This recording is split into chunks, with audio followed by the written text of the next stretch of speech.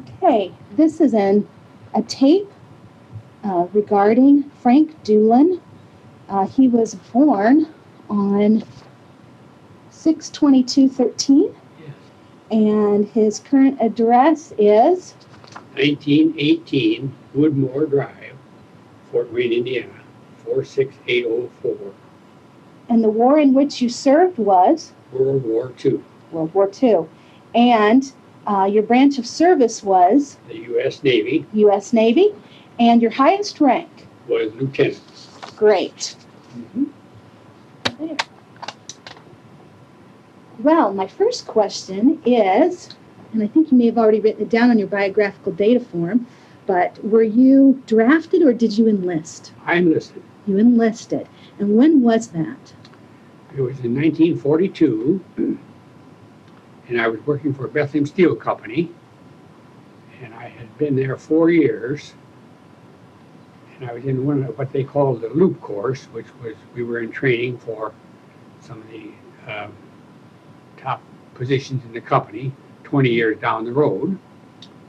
And it being a war industry, they were offering us deferments. But it finally got to the point where the draft boards in Bethlehem, where I was located, were beginning to draft married men with families. And I was still single, and I decided, well, I would just enlist. I see. And that was Bethlehem, Pennsylvania? In Bethlehem, Pennsylvania, yes. Mm-hmm. And that was in 42. In 42. So you were still working at Bethlehem Steel when Pearl Harbor was bombed. Is that correct? Yes. Yes. Do you remember that day? Yes. Or when you first heard it? Yes, I was in upstate New York, and we were on a hike up there, and I happened to hear it on a radio up there and I realized that it was a very important date. And did you think it would change your working situation? well, I guess at that time I didn't know. I didn't know how it was going to happen. I might mention that at Bethlehem Steel, we had spent 2 years.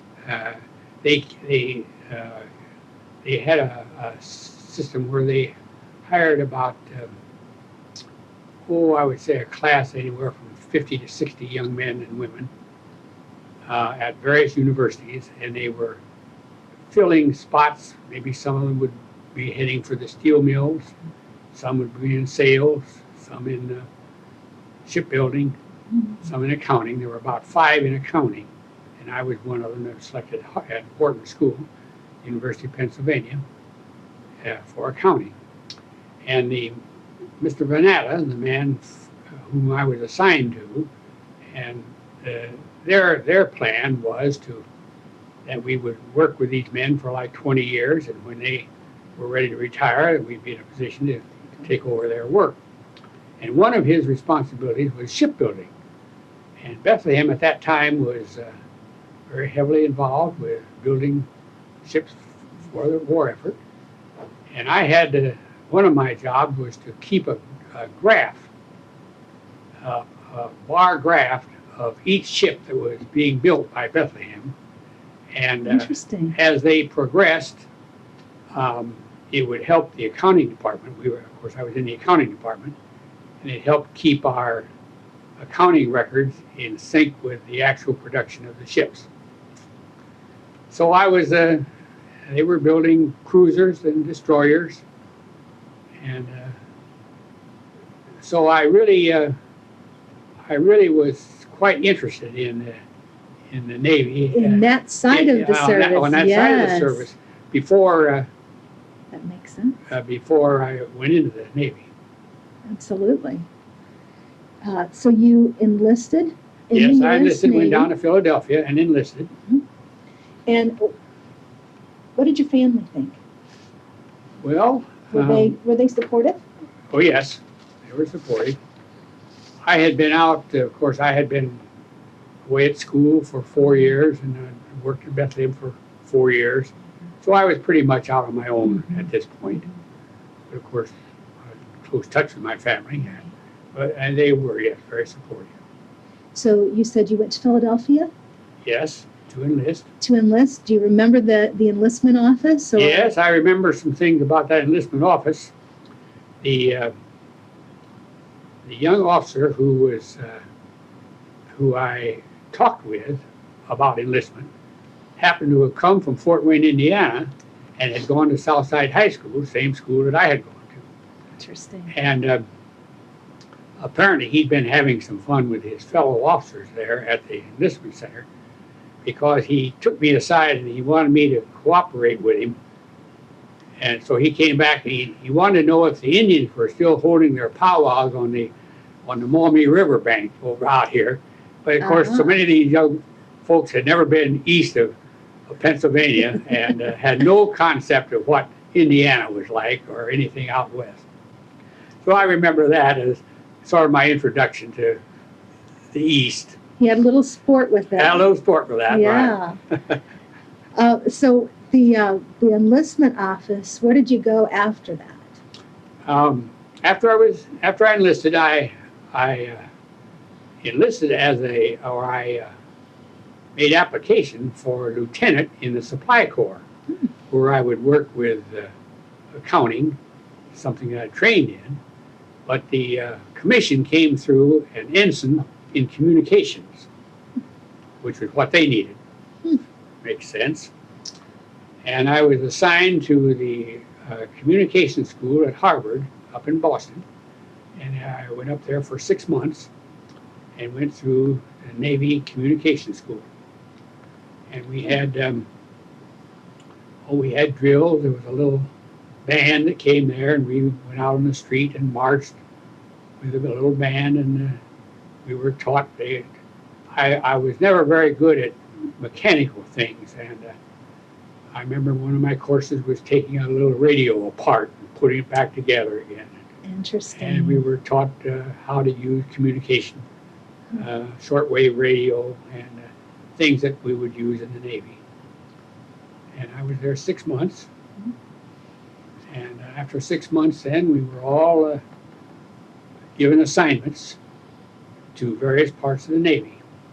Many of them went to battleships, cruisers, destroyers, and I was assigned to the Amphibious Forces Pacific, headquartered in San Diego, and I was assigned to the Admiral Connolly, who was, they called him the Admiral in charge of the Amphibious Forces Pacific. And he had been, he was a Navy, U.S. Navy graduate, and he had been in charge of the amphibious landings in Africa when they had been over there in that theater. Yes. Earlier, and that was... By this time, was it about 1943, your 6 months? Yes, 6 months. It was about 1943 by this time. So when you enlisted, it was maybe earlier, mid-year, 42, maybe spring, summer? Yes, I would say, because it runs in my mind that I went out to San Diego about the end of the year, about the end of 42. Okay. That's what I would be about correct. Mm-hmm. Okay. So you were assigned to a base in San Diego. San Diego, they had taken over one of the big hotels there and stripped it of all their fine furnishings, and the Navy. We were quartered at this. They call it the Coronado Hotel in San Diego. And there they were.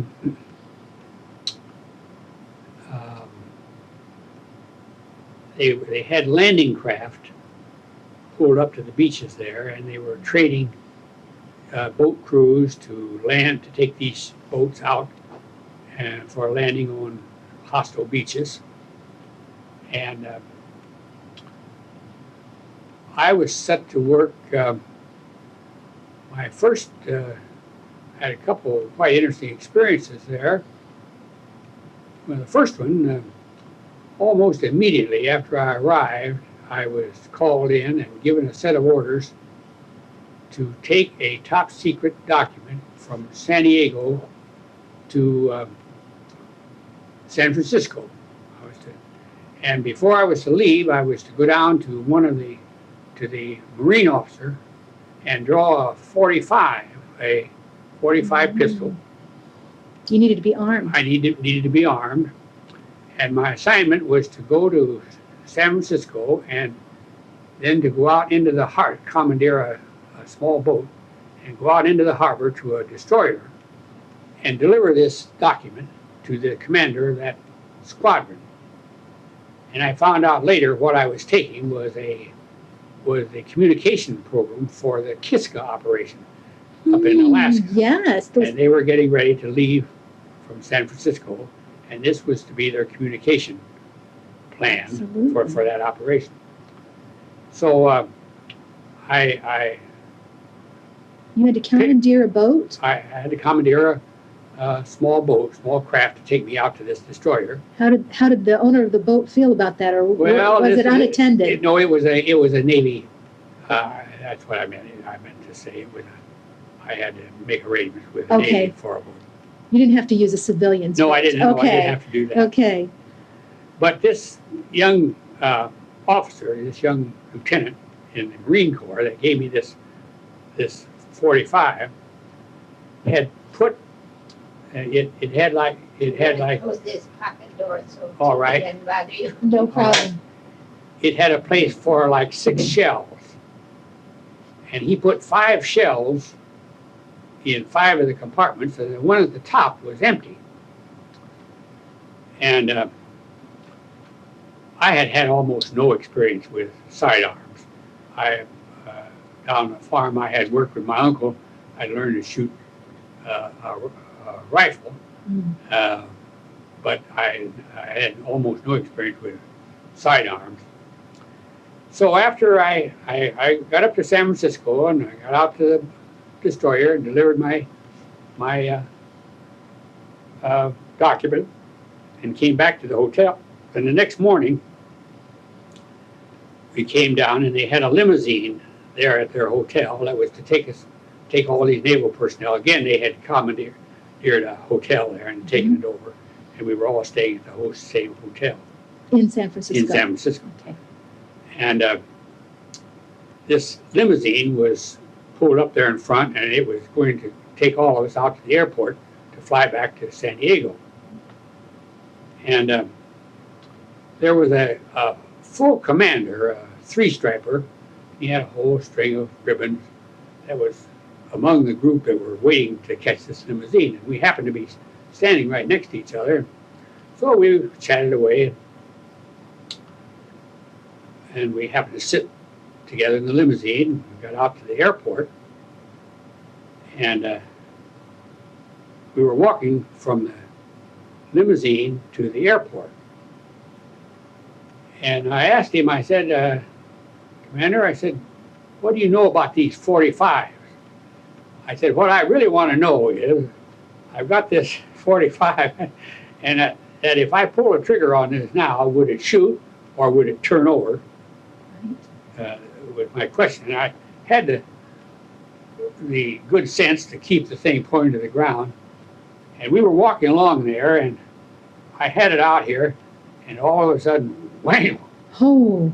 And what a surprise. I obviously had pulled the trigger on the thing, and I just put it back in my holster, and we didn't miss a step. We just kept right on going. And when we got to the restaurant, I noticed he was serving the coffee. His old hand was kind of going like shaking a bit, huh? And that bullet hit the pavement and bounced out. I saw it bounce out across the pavement. And the planes were all around us. There were lots of activity. There were planes. And, well, of course, I was brand new in the Navy, and I just figured I was going to be court-martialed. I didn't have any idea what was going to happen to me. And so we rode on back down to San Diego, and I turned in my weapons. And I kept waiting to hear, and I never heard a word. No one called me in for anything. I didn't.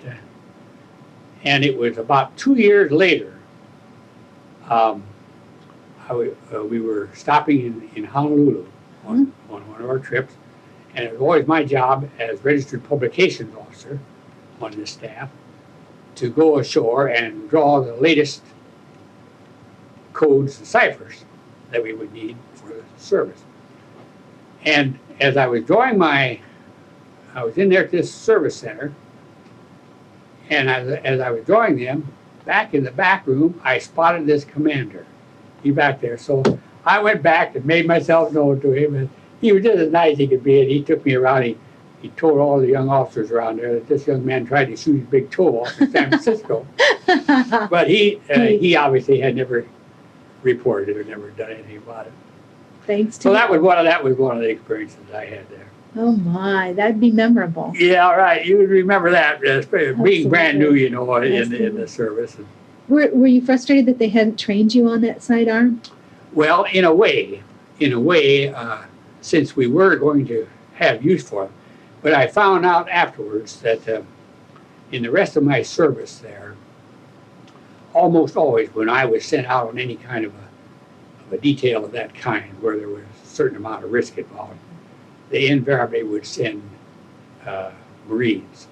They would send an armed guard with us. So I guess that's the way they were reasoning on it, and figured we didn't need special training. Mm-hmm. That makes sense. And one other experience that I had down there, I was called in and told that, given a set of orders, I was to get a big truck and an armed guard again, and travel from San Diego up to Camp Pendleton, which was north of San Diego. As I remember, about 30, 40 miles, something like that. And the 4th Marine Division was in training up there. And I was to go up there, and I was to draw the basic library of codes and ciphers and machines that we would need for Admiral Conway. He was forming up his new staff for the Pacific. When he'd been assigned to the Pacific, and then they were assigning people to him from all over the country as part of his staff. And so my job that day was to take this truck and an armed guard and go up to Camp Pendleton. Apparently they had all of them up there. And I learned afterwards that the 4th Marine Division, which was in training at Camp Pendleton, in about a month, was to come down be brought down to San Diego and loaded on transports in San Diego, and we went out on our first invasion in the Marshall Islands, at Roy and Namur. And that's why the communications equipment was all up there. They were getting used to working their end of it. So I went up there, and I had probably, maybe 6 or 8 big sacks of individual codes and ciphers and some of the machines and things that we loaded onto the truck and brought back to San Diego. And when I signed on to those, there might be, maybe several hundred in a sack. My responsibility rested on each code until it was finally disposed of one way or another. And I could be court-martialed for the loss of any one of those or compromising of any one of them.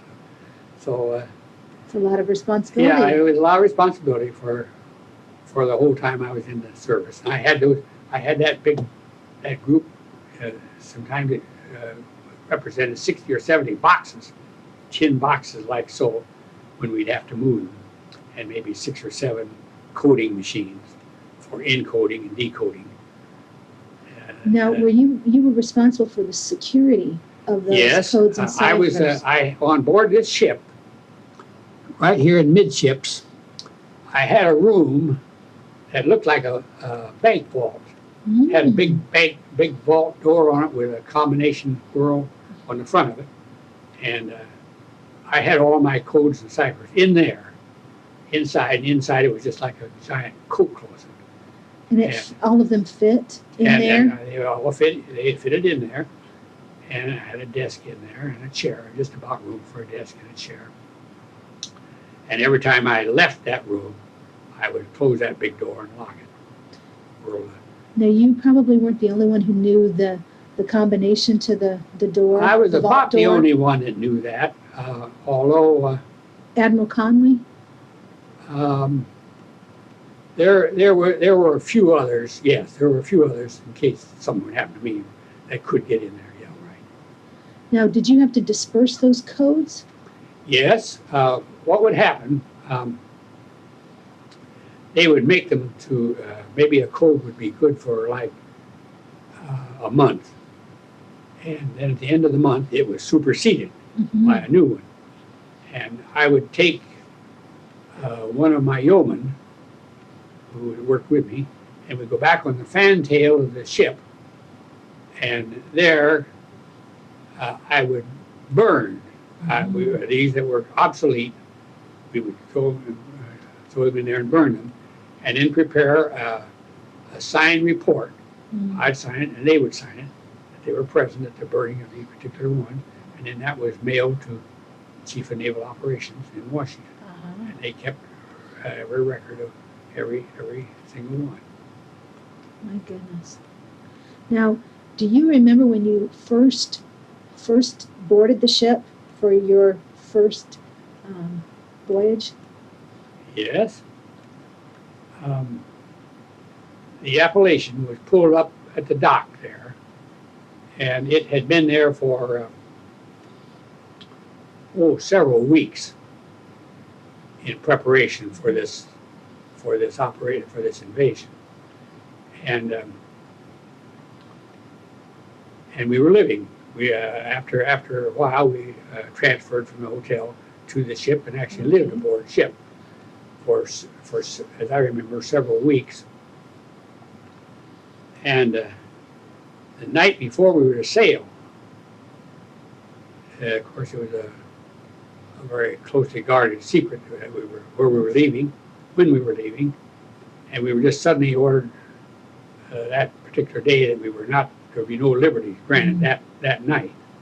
So we were all forced to stay aboard ship, and then about 4 o'clock the next morning they set sail, and we had sealed orders. We had no idea, most of us, where we were going, and after they were at sea, then they broke out the orders.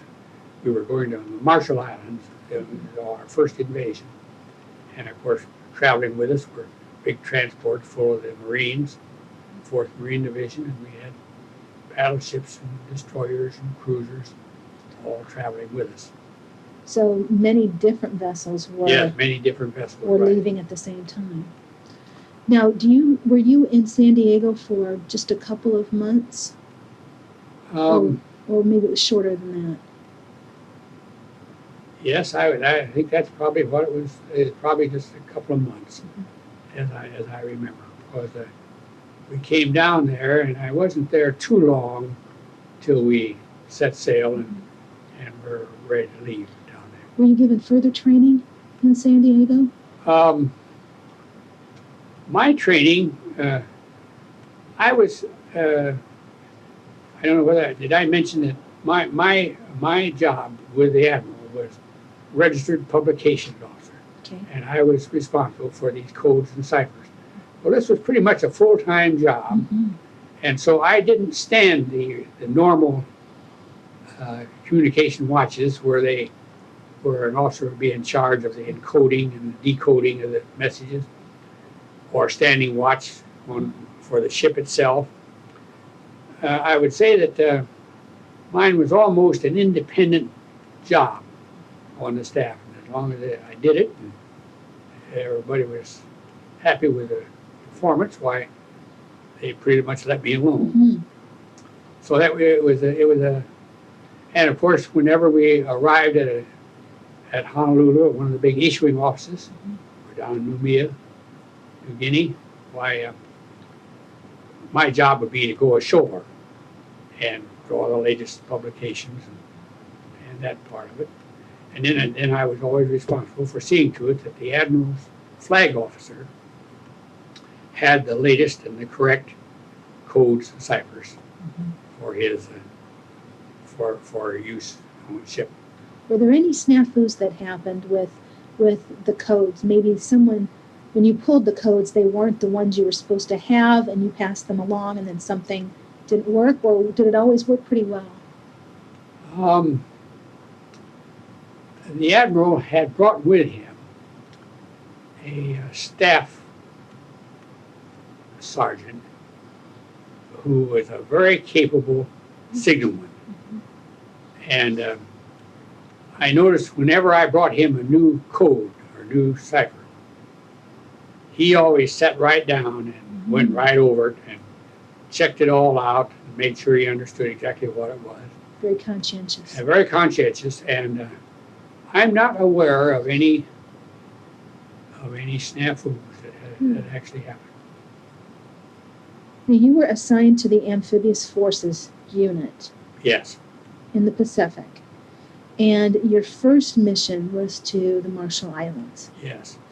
How was life like on board ship on the way to your first invasion? Well,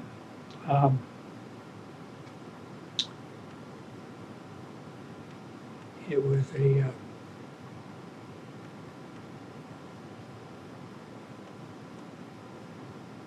well, I know we had we traveled under radio silence for one thing. There might be 400 or 500 ships Yes. with us, all sizes, battleships, cruisers, aircraft carriers, destroyers, minesweepers, all kinds of ships that you would ever need on an invasion. And they would, many of the maneuvers as we traveled across the Pacific were done by signal flags. They would run signal flags up on the Admiral's flagship, and it would say, turn 20 degrees starboard, I see. that type of thing. And that way there was no messages going out to alert an enemy Right. that we were even there. I remember going down in what was flag plot, they called it, and there that we had radars, which the big semicircles were way up on top here. Here's one way up there. But down in flag plot, it looked like a TV screen, kind of. And we'd be traveling along there, pitch dark night. You'd go up on deck, you couldn't see your hand in front of your face. But go down there in that flag plot, and as this arc came across that screen, here were light spots for every ship. And the Admiral could tell exactly if they were on station, where they were supposed to be, because it'd be awful easy to have an accident, run into one another and going out there. And, So the whole point of the command ship was to be making sure where all the ships were on their way to this invasion. that's right. Command ship meaning that admiral was in charge of all of those vessels? Right. On that, on that particular invasion.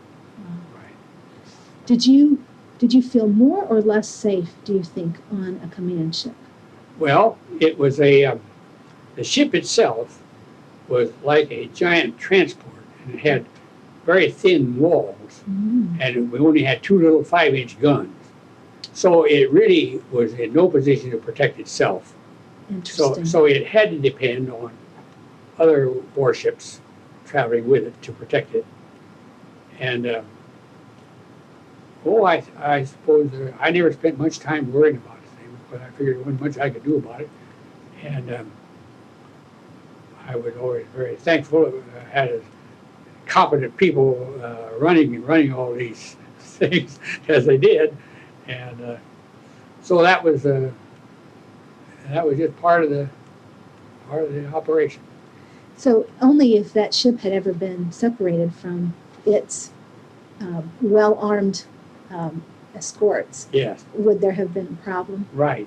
Now, later on in the war, there were several times when we had performed our basic function, and we were assigned to go back to reform, where they would send us maybe with just 2 destroyers as escorts.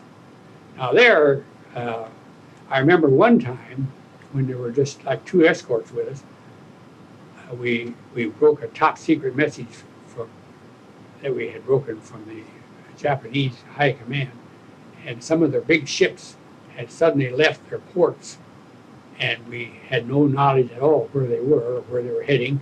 Oh my. And now those kind of gave you some short Yes. nights. Yes, absolutely, absolutely. What was it like right before the invasion? What did Well- you have to do to prepare? Well, when we got out there close to the Marshall Islands, way out in the West Pacific, we had a map. I guess we don't do Wish I did. it. Let me see here, it might be helpful while we're talking here. Let me see what I can find. New Zealand. Now, I'm going to talk a little bit later on about the Solomon Islands down here. Uh-huh. When we were down in New Guinea, You mentioned you had a stop in New Guinea, didn't you? Hollandia, which is up there.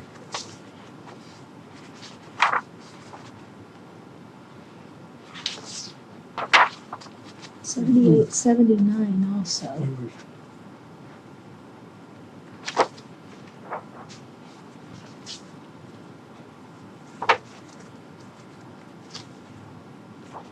Here we Uh-huh. go. Now we're coming.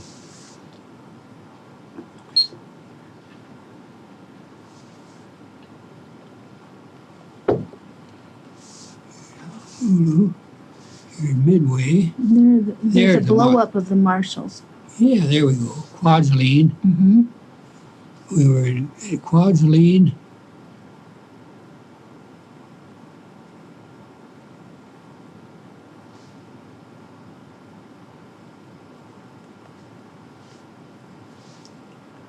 See, where does it show that? Where does it stand over here? Where was the Hawaiian Island? Yeah, let's see. They blew that up and put it over here on the side, didn't they?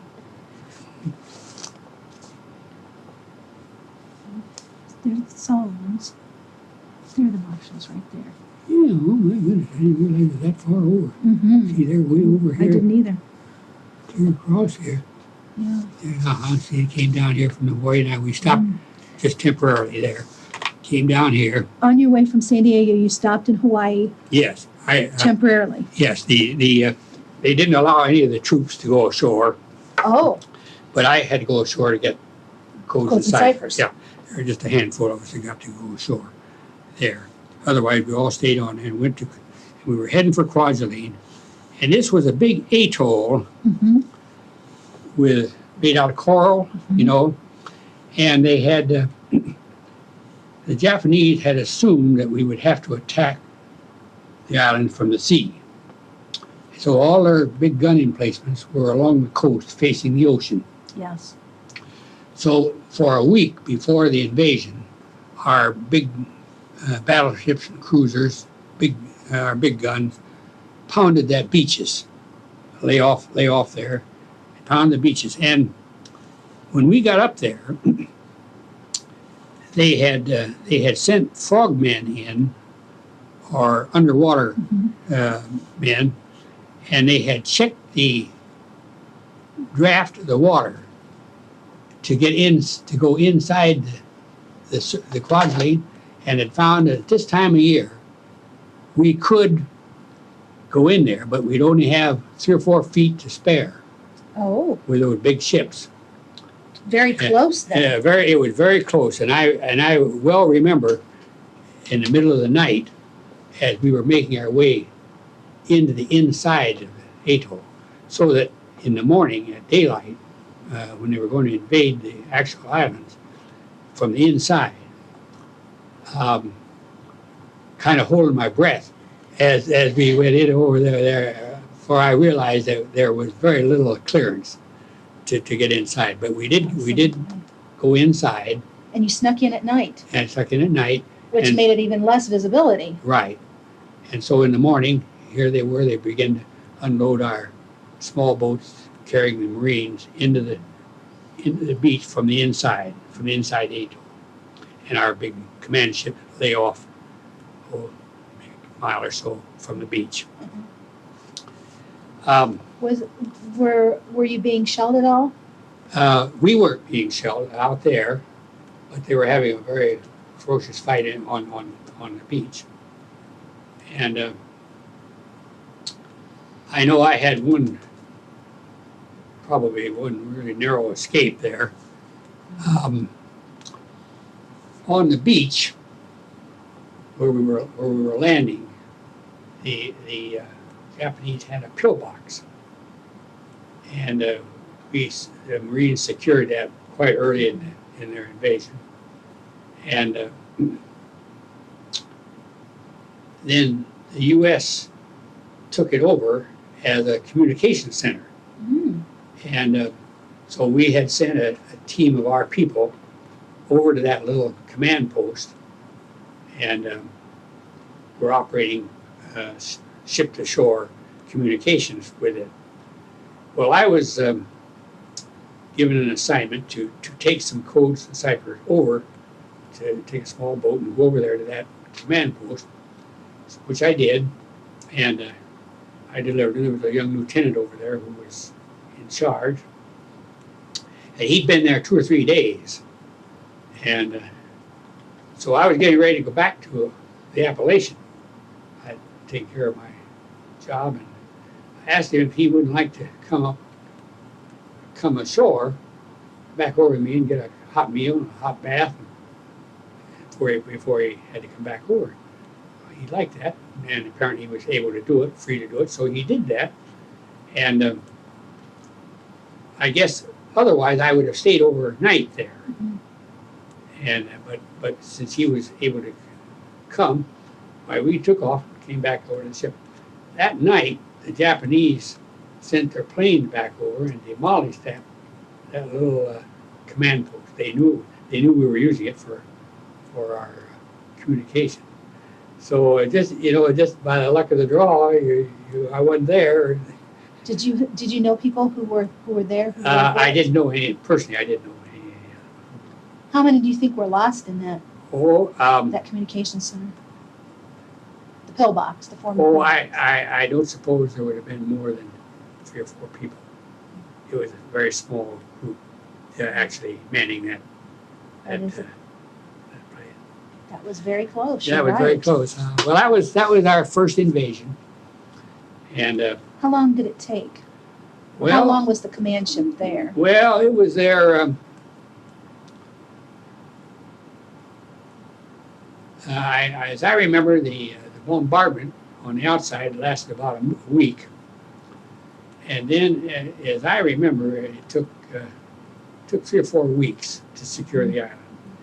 And of course, these small boats that took the Marines in, they were bringing back wounded men, yes. And they used our ship as a temporary hospital ship for a while. Did you have medical personnel on board? Yes, we had some medical personnel on board,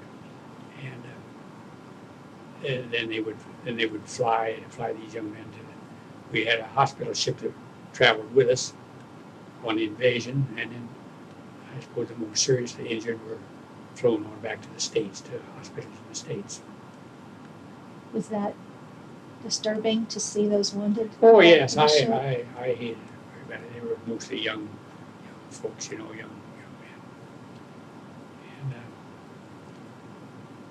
And the Japanese had fortified the island with cement boxes, and a lot of them it took a lot to blast them loose and to secure the island.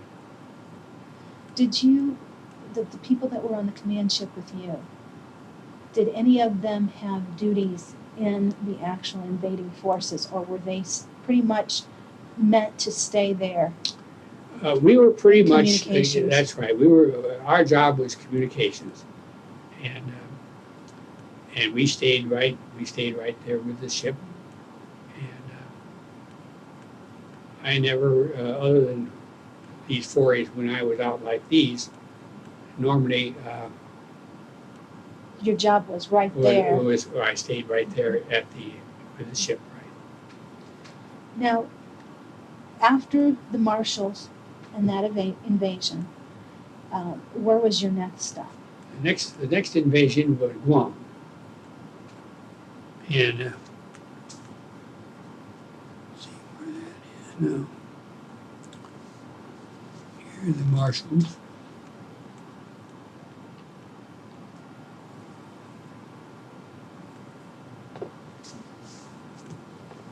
Oh, here, showing here. There it is right there. Okay. Good for you. I know how They have the numbers. Oh, have they? I see, okay. I just saw the Uh-huh. code now. Oh, I see, okay, now we're seeing how to read this. Mm-hmm. How far away from the Philippines here? Here are the Philippines. Then I had Guam, and then I had 2 in the Philippines, Hmm. and then we had troops on board to invade Japan itself Oh my. when the war ended. After they dropped the bombs and they declared armistice. Yeah, here. Well, I'll definitely want to ask you about the end of the war too, but after Marshall Islands, how was the overall tone on the ship? Did the admiral and the rest of his staff, did you all feel fairly positive, or was it difficult at that time? Well, I think we all recognized that we were in this thing, you know, the chips were down here, and it was from day to day you didn't know, you know, what lay ahead, and this was just we were just in this thing. I know they had Japanese dead were lying all along the beach there, you know. I suppose they were identifying them. But it was it's not a pretty sight. Did you have much of a time lag between your time at the Marshalls and then going on to Guam? No, You didn't go any other place in between? no other invasions Right in there. between. That was the next invasion. I was trying to think where we went back, where we stayed for that. But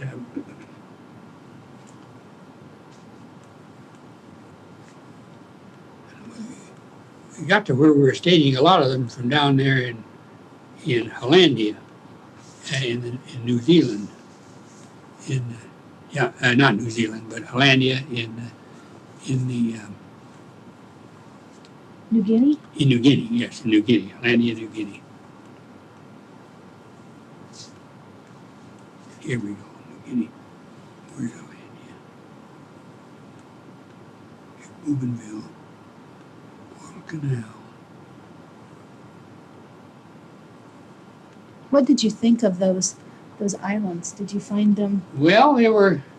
I was always very interested in the islands themselves, and I had one real interesting experience in the Hawaiian Islands. We had. Let me have you hold that thought. All right, okay.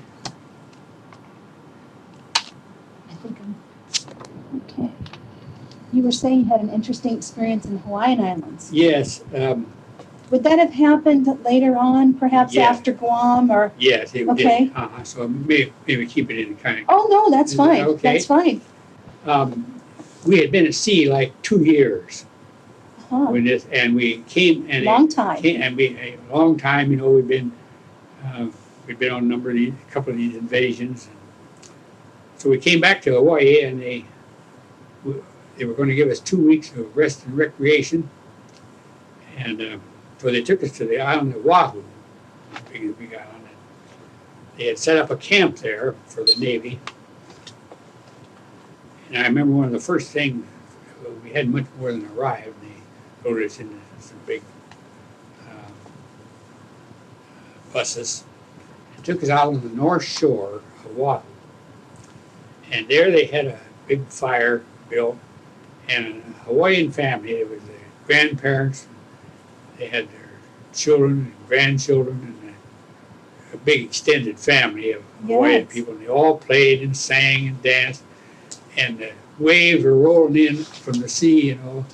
And I thought I had died and gone to heaven. It's a relief, I'm Yeah, sure. yeah, it really was. It was very nice. I always did love the Hawaiian Islands anyhow, but this just seemed like such an ideal spot. So that was just some relaxation That they was had just planned for you. Yeah, right. And then we were there. We were able to swim and just spend a couple of weeks of relaxing there on land, off the ship. So you didn't have to stay on board ship even at night? No.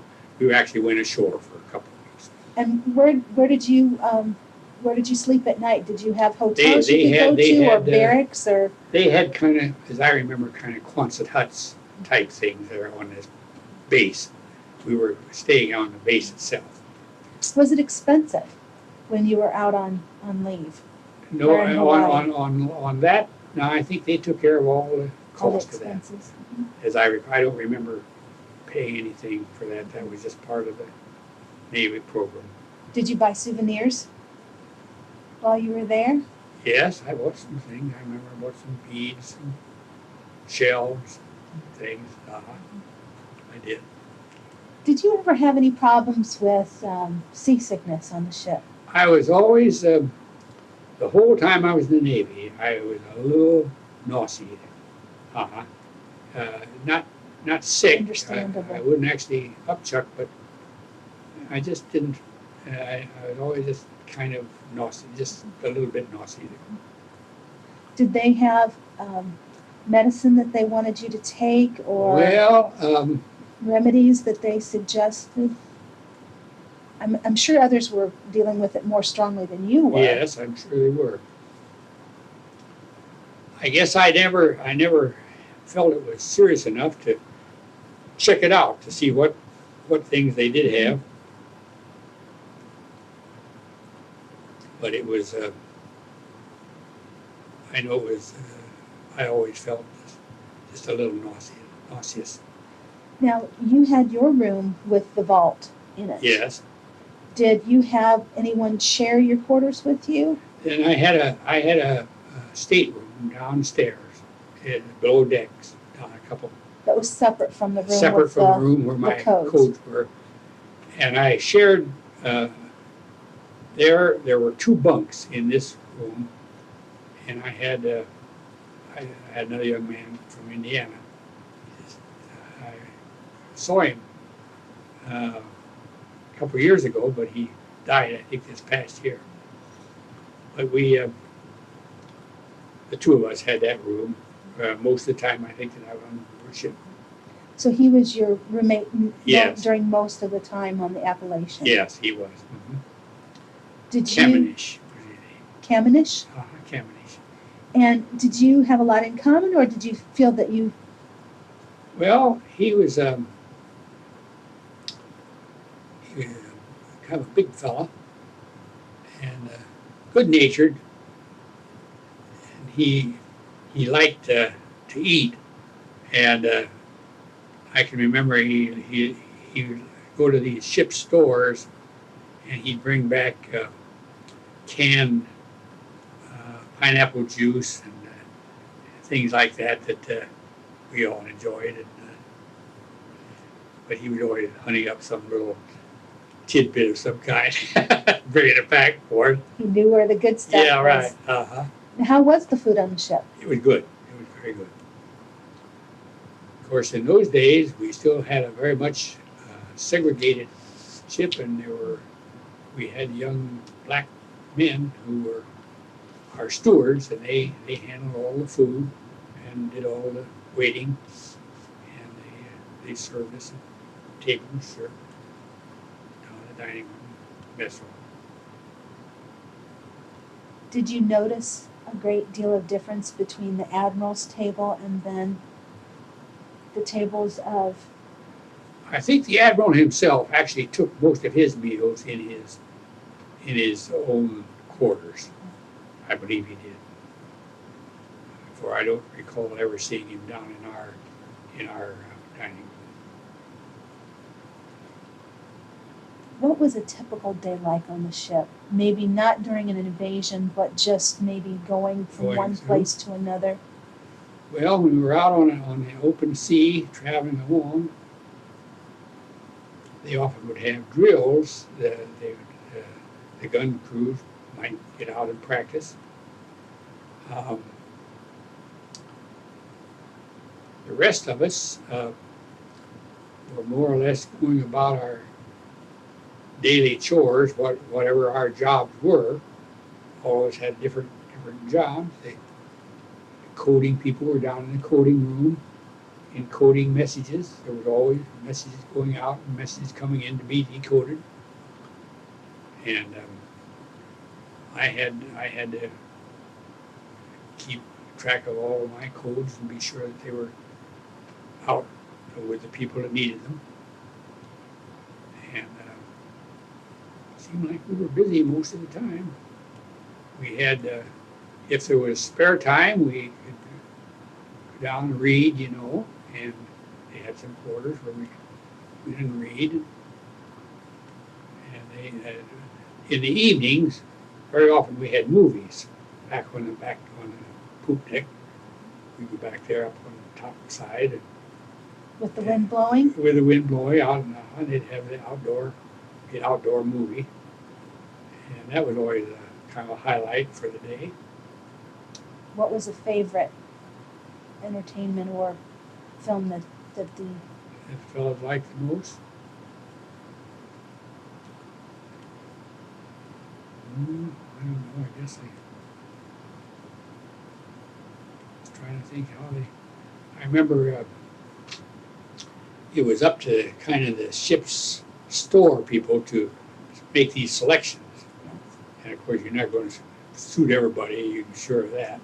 And but I remember I thought they did a pretty good job of selecting movies. They would dip back, and pick a lot of the old favorites, bring those back like Casablanca. Or, those have been really good shows in years past. And I remember having those. was anything different on the weekend? On the weekend, well, we often had a church service. I can remember our chaplain was a Lutheran, a young Lutheran minister, and he was a pretty straight-laced, no-nonsense kind of a fella, and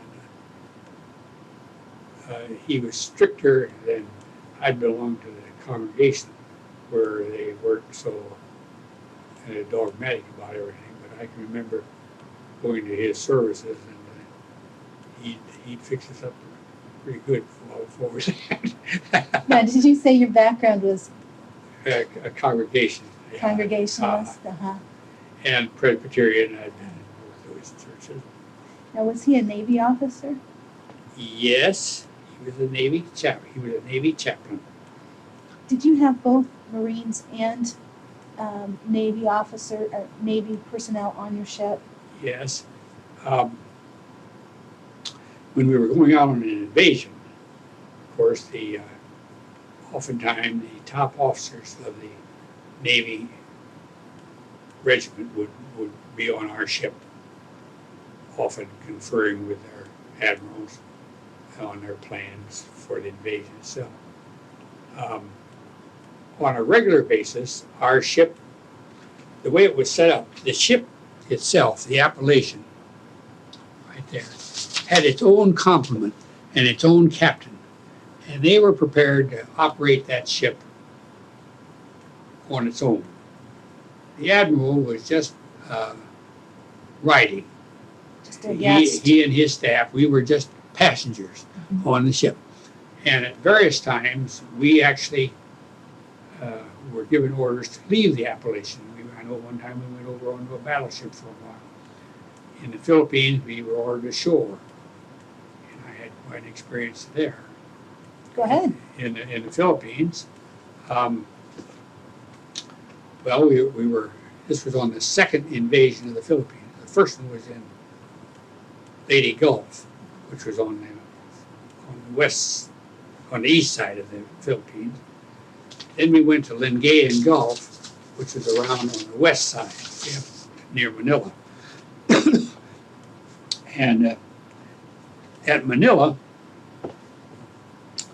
we were, after 2 or 3 days, they had secured the beachhead, and the admiral decided that he wanted to move his staff to shore. And so I was given orders to move this big library, my codes and ciphers and coding machines. And that particular day that we were ordered to do it, there were waves 6 and 8 feet high down at the bottom of the gangplank. And down here, and we had to, I had a crew of men who were actually doing the work, and we would bring, I had about 60 or 70 boxes, these metal boxes of codes and ciphers. They weighed each one about 90 pounds. And then the coding machine probably weighed 150 pounds, I would guess.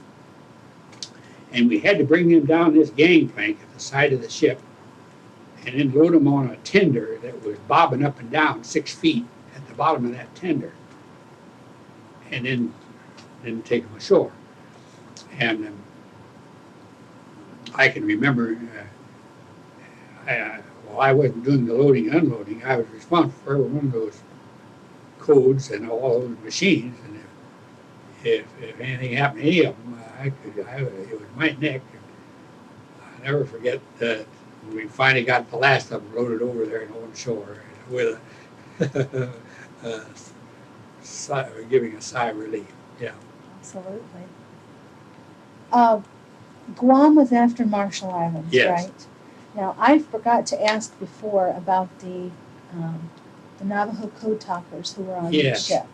Were they with you from the beginning? No, and I think I'm a little uncertain about whether they were with us before the Marshall Islands or before Guam. One of those two, though. One of those two. Okay. And when they were ashore, they came aboard, and they quartered them just real close to my little office, my little locked-in office. Mhm. So I often saw them and passed them. Of course, I couldn't speak with them because I didn't speak their language nor they mine. And it wasn't until afterwards that I really realized what their service was. But I think it was the Marshall Islands, because I think they were on that because they were, as I remember, they were traveling with the 4th Marine Division. Now, did they involve themselves with other people on the ship, or were they pretty Much busy? on their own. They were pretty much on their own. They were really just being transported. I can remember these other young Marines sitting around on the deck, taking their rifles apart, putting them back together, familiarizing themselves. I guess they were taught to do that even blindfolded or in the dark. And I can remember being impressed at the time that they realized they were really going into combat, and they better know their equipment and better be in good working order. Absolutely. The Guam invasion, how did it differ from the Marshall invasion for your command ship? Or Well- was there any difference? Of course, the Marshall Islands was different in that it was our first one, and everything was new and different, and you didn't. Guam,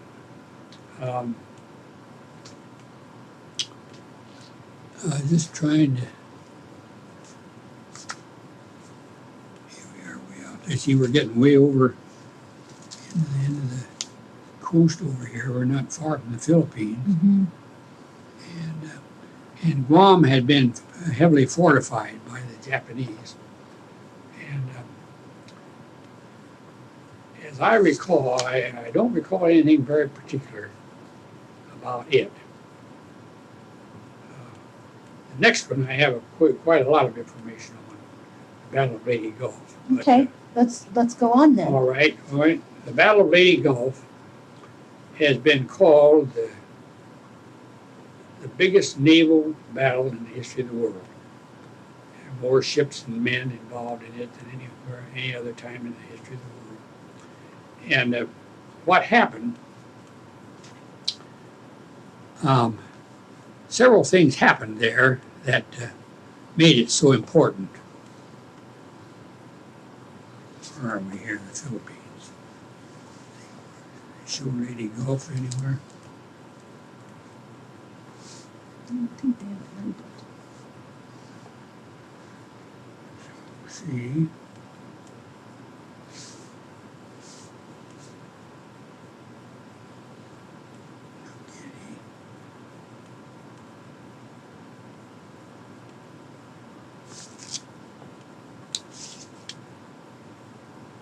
Anyhow, it was right up about here. Mm-hmm.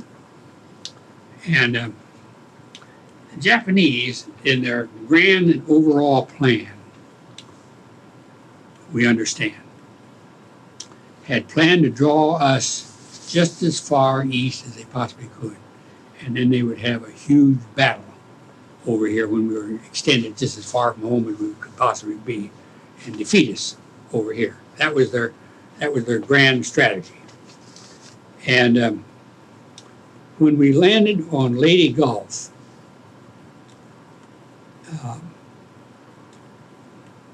MacArthur,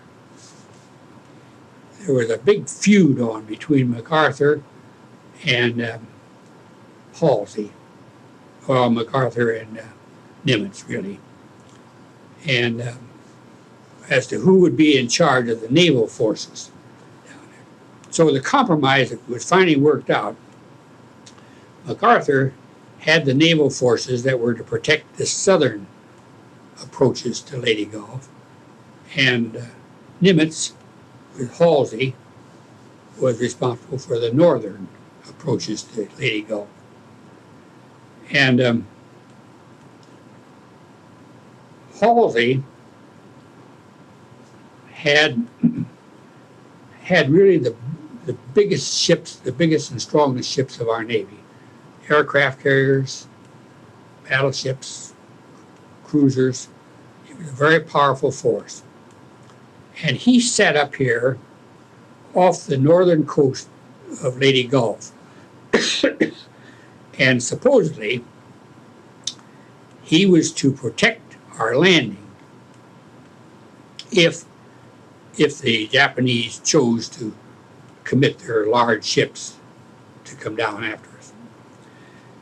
But he also was given a command that if he had an opportunity, a real good opportunity to go after the Japanese and commit havoc with their ships, that he could do that too. So he had a kind of a dual force there, dual command, dual orders. Well, what happened when the Japanese realized that we had made a major commitment on that beach at Lady Gulf? They realized that they couldn't afford to let us capture the Philippines. So they activated their big overall battle plan, where they were going to apparently try to defeat us. And their plan was, their overall plan, and this I have only learned in recent years from reading books that have been, put together by hindsight, by interviewing the heads of this, both Japanese and the U.S. Their big plan was this.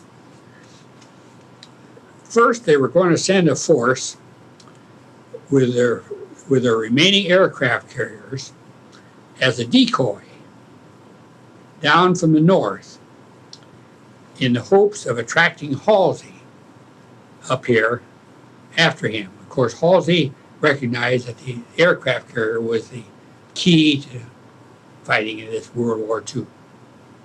But what he didn't know was that by this time, the Japanese were very short on pilots. and this force of aircraft carriers was going to be used as sort of a sacrificial force from the north because they didn't have enough fighters to man them. So that's what they were using for their decoy. And then they were going to send two forces heading from coming way down here, coming through here, and coming in from the south. And then their big main force with two of their strongest battleships were to come in from the north, and they were going to have a giant pinchers come down and catch us at Lady Gulf.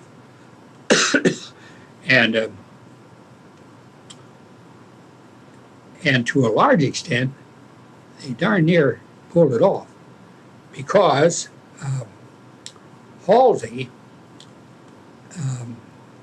kept trying to, he had been in contact with several of these forces that were coming in, the two that were coming in from the south, and the big force that were coming in from the north, but he found no aircraft carriers. And that's what he was looking for. And finally he recognized that they were up here. So he made a decision that there were enough forces down in here to handle the Japanese that were in this area. In the Lady Gulf in area. the Lady Gulf area. And where he may have been faulted, or where they still are arguing in the Navy circles, he didn't leave any ships, any of his big force, back here to protect our landing. He took his whole force and headed up here after this decoy. Up north. Up north. Well, the big powerful ship that came in, the Japanese powerful ship that came in from the north, sailed through this opening and headed down toward Lady Gulf, and they couldn't understand where our Navy was. No one was there to meet them, and they apparently thought there was a big trap, thought we were setting a big trap for them. And Where was the Appalachian during this time? the Appalachian, we had landed troops in at Lady Gulf, and we were lying right there in Lady Gulf. Okay. We had landed our troops. We were finished there, and Had there been Marines on your ship that time? at that time, I think we had both an Army and Marines. And you really had troops on the Appalachian. Mostly, the troops themselves weren't on the Appalachian. Okay, but They you were close with the ships that did have the troops. Yes. So you were pretty close to that whole all of the troops coming off the ships. You were in that right there in that vicinity. We were right there with them, right, as they were going ashore. In fact, our ship to shore, the admiral's responsibility was to get the troops from their transports to shore, and the ship to shore communications were very important during an invasion. And we set out there. They gave this Conley, his nickname was Close In Conley, and he always brought this ship right up close to the shore so that he could oversee the landings. Which meant you were close to the action. We were right close to the action. And what could you see from the ship? well, we could see the shore, and we could see this small craft moving to the beaches. We could see the shells exploding over on the beaches, and the Japanese were sending aircraft over us. And so during most of the several days, we were throwing up big smoke screens. We were making smoke so that the aircraft couldn't see our ships down underneath. And so they couldn't. Bomb us. Bomb Bomb and your our ship. command ship, as you said, didn't really have many guns on it. No. So did you ever get hit by some of that action? No. Yeah, fortunately not. Fortunately not. The But a lot was going on right there. one of the kamikazes hit a destroyer right inside of that close to our ship. Now, did you happen to see when that happened? Yeah. What did it look like? Well, they just they were suicide bombers, and they would just fly their ships right into a ship. Do you remember what part of the ship that Well, fire hit? that one hit kind of midships. As I recall, that one, it didn't sink it, but there was a lot of damage on deck. Now, did that ship have to limp away, or did it stay in the battle? I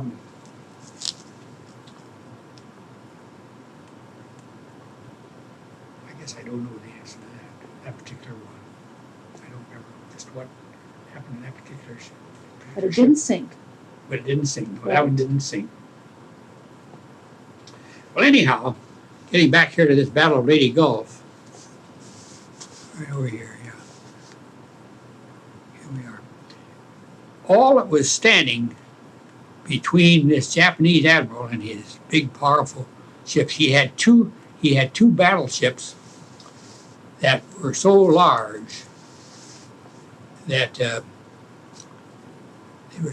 they couldn't go through the Panama Canal, and they were both sunk, by the way, in this battle by aircraft carriers but anyhow, that huge force came through there, and they didn't meet any opposition. And all that was down there were 2 or 3 little flat tops, U.S. flat tops. And the only armament that they had, they were to support the landing of the troops, but were no match at all for the big guns of the Japanese fleet. But they fought valiantly, and so valiantly that in the middle of the fight, the Japanese, for some unknown reason, and we don't know yet, turned and made their way back to Japan. And yet they were if they had only known, they could have come right down there to Lady Gulf and played havoc with all of us that were still down there. And all the supplies that were stacked on the shores, you know. The two forces that were coming from the south, we ambushed them over there and pretty much annihilated them.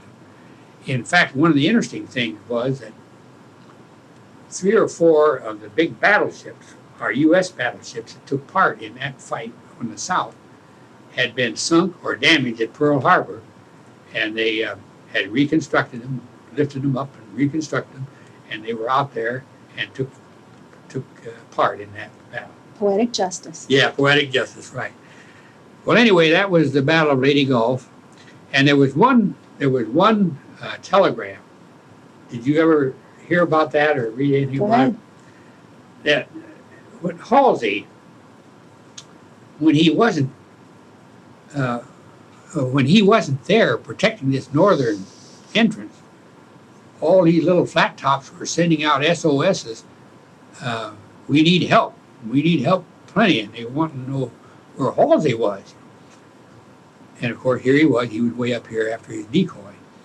So out here at Pearl Harbor, Nimitz, the chief of naval operations at his headquarters, he also was wanting to know where he was, because everyone had assumed that he was at least there in part. And so he sent a telegram to Halsey, and it's on those top secret telegrams.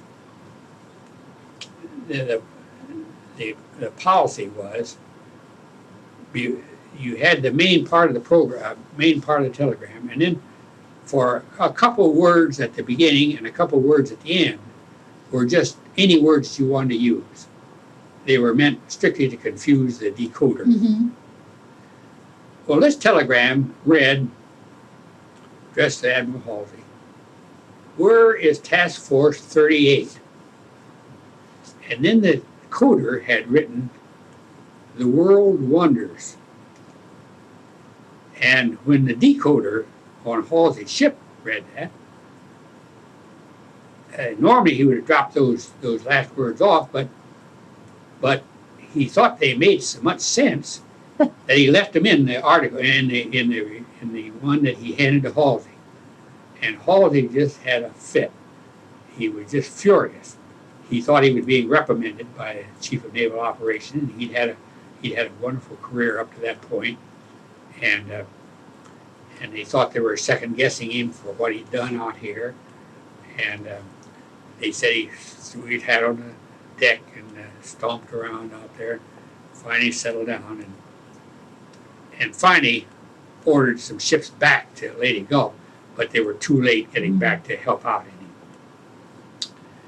Well, anyway, the ships are these old battleships from the U.S.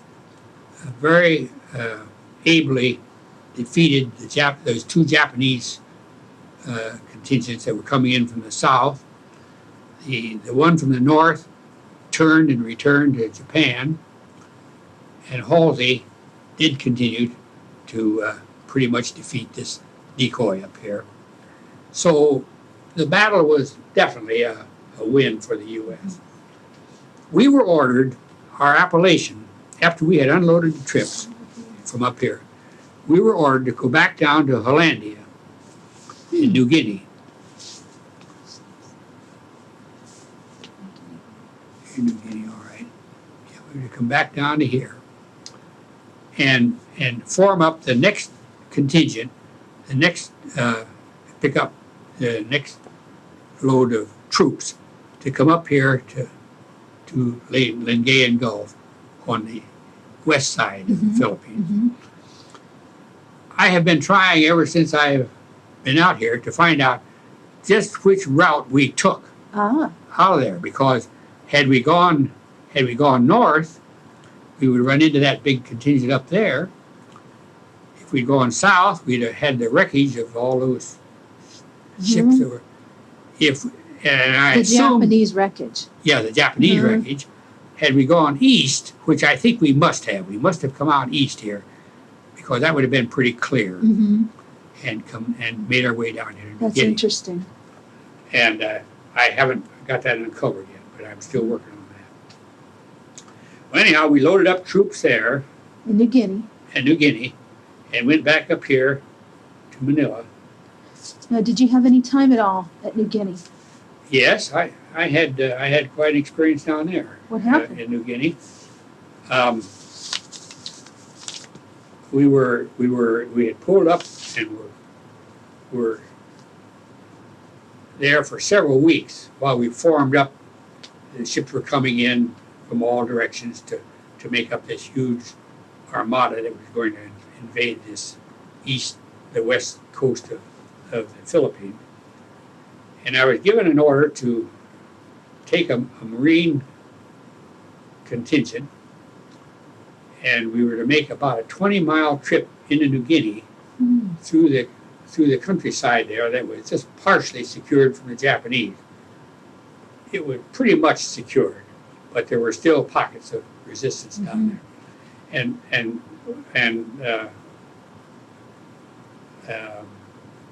MacArthur, who was in charge of the whole Southeast Army, had set up his headquarters about 20 miles inland from Hollandia. And I was to go down there and pick up a top secret document and bring it back to the ship. Well, I learned afterwards what it was. It was the code to break the weather cipher from the China Sea. And they were wanting to know, they were getting ready for the invasion of the Philippines, and they were wanting to know what weather was coming in from China across Japan to the Philippines. And they had men stationed, had gone ashore in China, and they had a code over there, and they wanted to break that code. And so I was to go down there and get this code from MacArthur, which I didn't know what I was going after, but anyway, before I left, the captain of the Appalachian called me in, and he wanted me to bring him, he had a special request, he wanted me to bring him a live orchid plant from the jungles down there for his cabin. So that was my second assignment on this trip. Right. So Do you remember that captain's name? This wasn't Admiral Connolly. This No, was the this- actual captain This of was the This Appalachian. was the actual captain of the Appalachian. What was his name? I should know it. Or maybe I'll think of He was the same captain you had the whole time you were with the Appalachian? it. Pretty much? Pretty much. Uh-huh. Okay. We might have, I think we had two. I think Okay. we had two while we were on So this board was there. when you were in New Guinea. He In New said, Guinea. bring me back an orchid for my room, for my Yeah. quarters. Far East quarters, right. So we made our way, and this was Dutch New Guinea, and we stopped at the Dutch headquarters. And one of the staff, and I told him what I wanted, and so he went out and helped me get an orchid. Uh-huh. And so we had that on board. Then we proceeded on to the headquarters of MacArthur, Which you said was 20 miles away. which was about 20 miles from the Now, coast, Now, how did you travel? by jeep. Uh-huh. We had a jeep, Now, did you have a driver? had a driver. We had 3 or 4 armed Marines with me. Mhm. And we had this jeep, and about the 5 of us made Now, this you trip. were the ranking officer. I was the ranking officer. Mhm. Yeah, right. What would the ranks of those others have been with you? Well, they You were a were lieutenant, and they were. probably part of our Marine contingent on Mhm. board ship. Mhm. We had like a lieutenant and I would say a staff, a contingent of maybe 8 or 10 Mhm. men, Mhm. and these were they just broke off 3 or 4 of them to make this trip with me. One of them drove the jeep, and And they were armed. they were armed. They were armed, and they were to protect this operation. That was their assignment.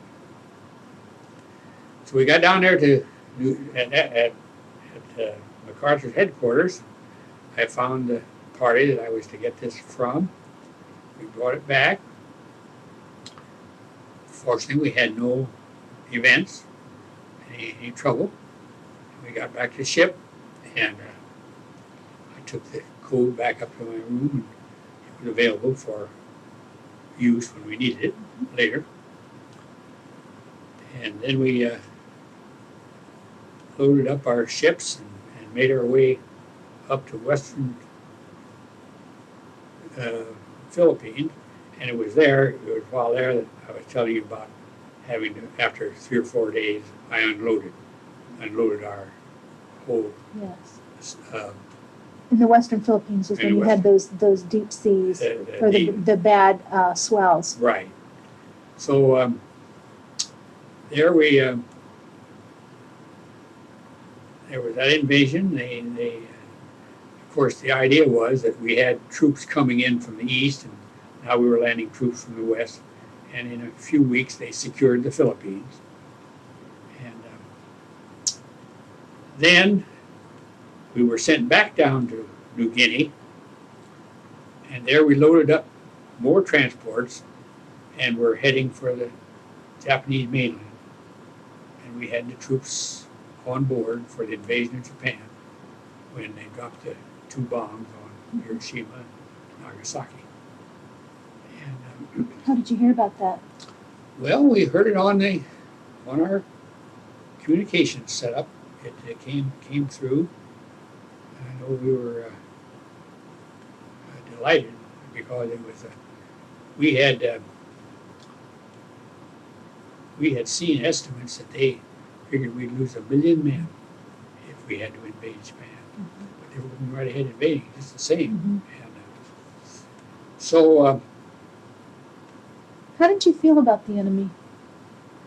well, And in this case, obviously you were in the Pacific Theater, so I'm talking about Japanese, right. So did you just feel that you had a job to do and you didn't think about them much, or were there a lot of conversations about it on the ship, or?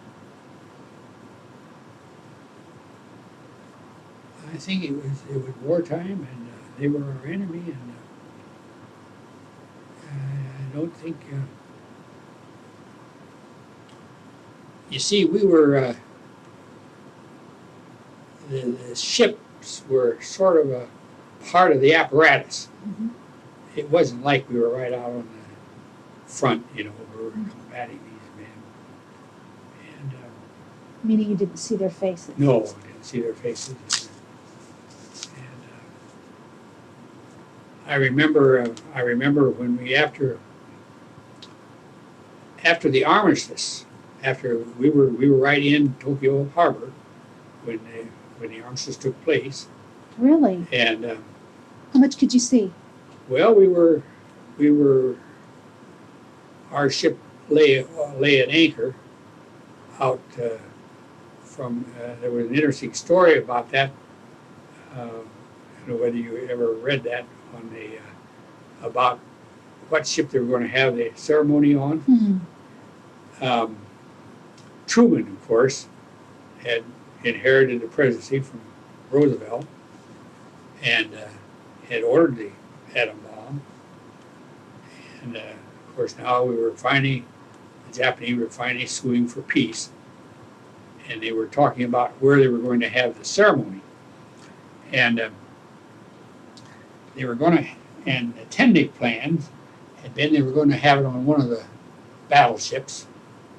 And where was Truman? Where was he from? Missouri. Missouri.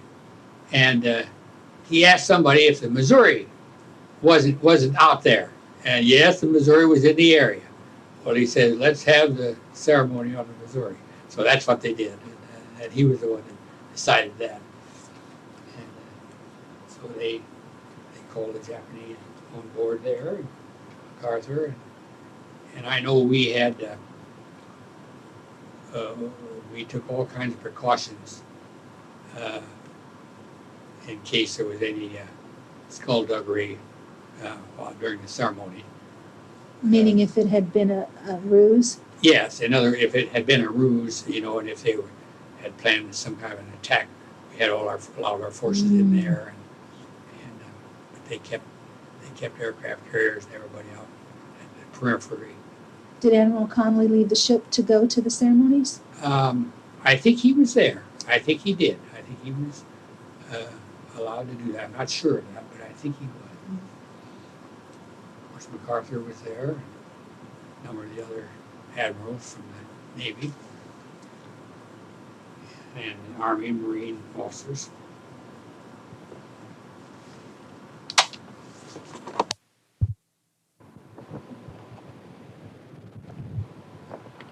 All right. So you went from New Guinea to the western side of the Philippines, were part of that invasion. Then you also went back to, was it the New Guinea. New Guinea again, to form up, group the troops again to then be able to invade Japan. To invade Japan itself. And how far were you on your way to Japan when you heard about Nagasaki and Hiroshima? I would say we were probably maybe halfway. We hadn't actually begun to carry out any of our invasions. The troops were still on board, and of course they dropped the first one, and then it wasn't until they dropped the second one that I guess they actually decided to sue for peace. And then after that, Then after that, they went up. They put all these plans in operation for the big ceremony. Then after the ceremony, we were ordered to take our troops that were on board that had been scheduled for the invasion up to Hokkaido, which is north of Japan, as occupation troops. Ah. And I remember. I remember when we landed up there in Hokkaido and went ashore, I can remember the admiral broadcasting to the populace, telling them to not be concerned, that we were simply occupation forces. And I can remember seeing some of the Japanese hiding in haystacks, you know, and I can remember at the time thinking it's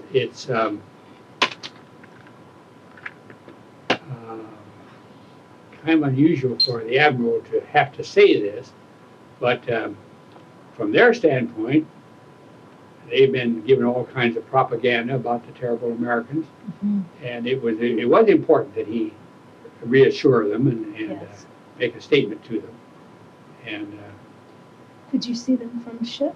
yes, well, of course, we were going ashore ourselves, Oh, and so up there he planned a farewell party for his staff, and so he took over one of their big restaurants, and we had a nice meal. And I remember they had Japanese beer. When we came ashore, why we all took our shoes off. We had Japanese custom. We had to leave our shoes out there on the deck, and we went in there. And of course, after we'd had a couple of those beers, and after the dinner, and we were trying to come out there and find our shoes to get back to the ship. We'd like to never find them. But anyway, that was the last get together we had, and then we returned to Tokyo, and he disbanded his staff or decommissioned it, including me, and he flew back to Washington. Was given an assignment at the U.S. Navy headquarters. I had about 6 months to go before I was eligible to get out, so I was sent back to Chicago, and there I had a leave of a couple weeks, and that's when I came down home, and that's when I went over to met the Hilgemans and met Vera over there for the first time, and then I went back to Chicago, and then I was sent to Washington, and they were going to assign me to the contract termination department, working with the contracts that they'd had for ships. It'd be with people like Bethlehem, where they were renegotiating their contracts and settling their payments to them for their ship, for their war supplies. But they decided I had too short a time, and so I was just given whatever mediocre jobs they had. I remember I was in charge of the Red Cross appeal and things like that there in Washington. I was in the Navy Department in Washington, D.C. for about 6 months. Where did you stay when you were in Washington? In Washington, I went out on the north side of town, had an apartment out there. Were you by yourself? Yeah, I was by myself. This was a home, some lady from the South was keeping a rooming house, and she had about 8 or 10 young folks living there, and I had one of the rooms there. How did you get to work every day at the Navy Department? I think I just rode, they must have had streetcars or buses. I remember one of the things I enjoyed so much while I was there, the Navy band and the I guess it was the Navy band mainly, had like a weekly concert. And I used to go down to those every week. And I had a good time in Washington. It was a good town, and the war was over, practically over, and we were kind of gathered loose ends together. So you really didn't get to Washington until after August of '45, then? That's right. Was August 45, is that when the armistice was signed? Right. Yes. Well, so actually the bombings were in the early first half of August. All right. And so it would have been right after that. They would have had the armistice. Yeah. That's right. And I had about 6 months after that. And then they were practically all spent in Washington, D.C. Now, was it strange to leave the ship? Or were you just No, glad? You weren't going to be nauseous anymore. I had kind of an unusual experience on that even. As we were coming from Hokkaido back down to Tokyo, we ran into a typhoon. And I had the job of getting all these codes and ciphers in order to turn them in Tokyo. Uh-huh. And I was deathly sick during that typhoon. And here I was in that room trying to work with these darn codes. Must have been awful. When I got down there, finally, and turned them in, got rid of all of them. Remember what a relief it was. Oh, yeah. The typhoon, how bad was it? Well, it was one that they typical of there over in that area. And it really just turned that old ship right up on its side. Had you had bad typhoons like that before that you No, dealt this with? was the worst. That This was was the the worst worst. weather I think I'd had in the whole time I'd been in the Navy. It's good it happened when it did, right? Yes, right. As you were on your way back. Right, right. How did you stay in touch with your family during this time? Or Well, were you able we to wrote, very much? we wrote back and forth whenever we could, and they would give us APO, what they called APO numbers, and oftentimes they would catch up with us. We'd get into Hawaii, for instance, and maybe they'd be holding a stack of mail for us there, and I can remember the mail calls were also always so welcome.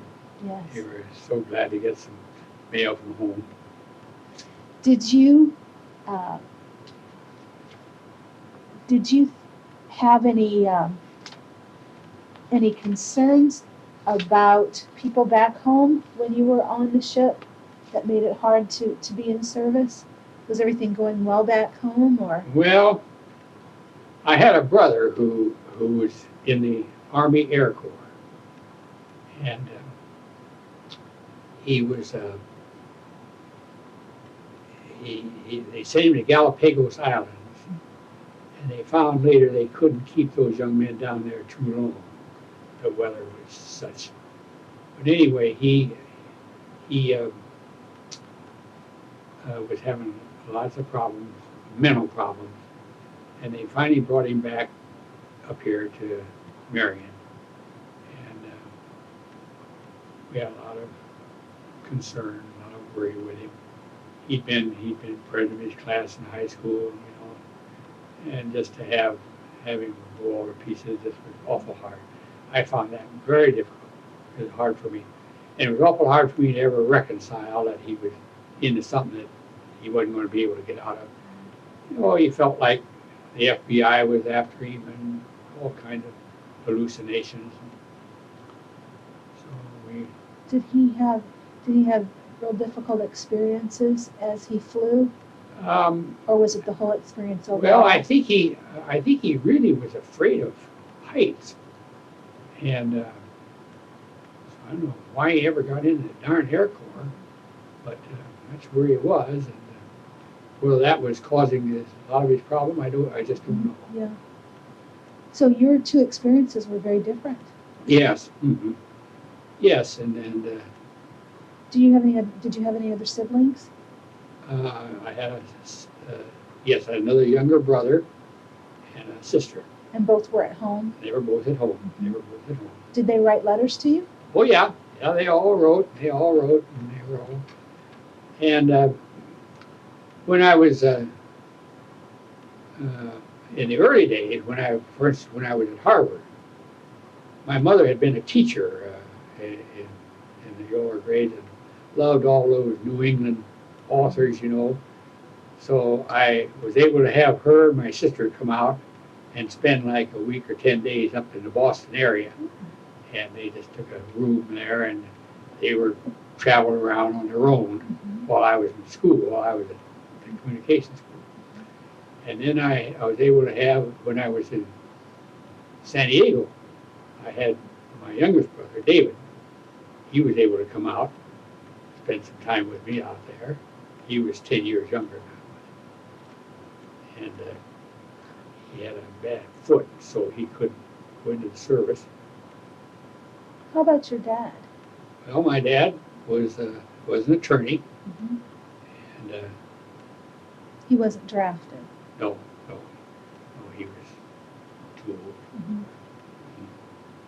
Do you remember when you left, did he have any special words for you, or was it pretty much expected no, that no, because I was really, you were on your I was, on your own I was pretty already? much on my own out there, and it's pretty much my decision, and Did you have a few days to come back home before you?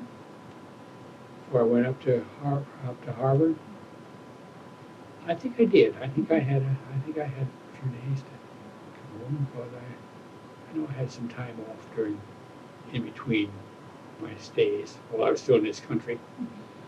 And your brother was he already in the service at that time? Yes. We have some pictures where we came home together. I was trying to think, and we had a reunion there. I think that was at the end of the war, in that last 6 months. Now, did you find your military service to be different than what you expected it to be?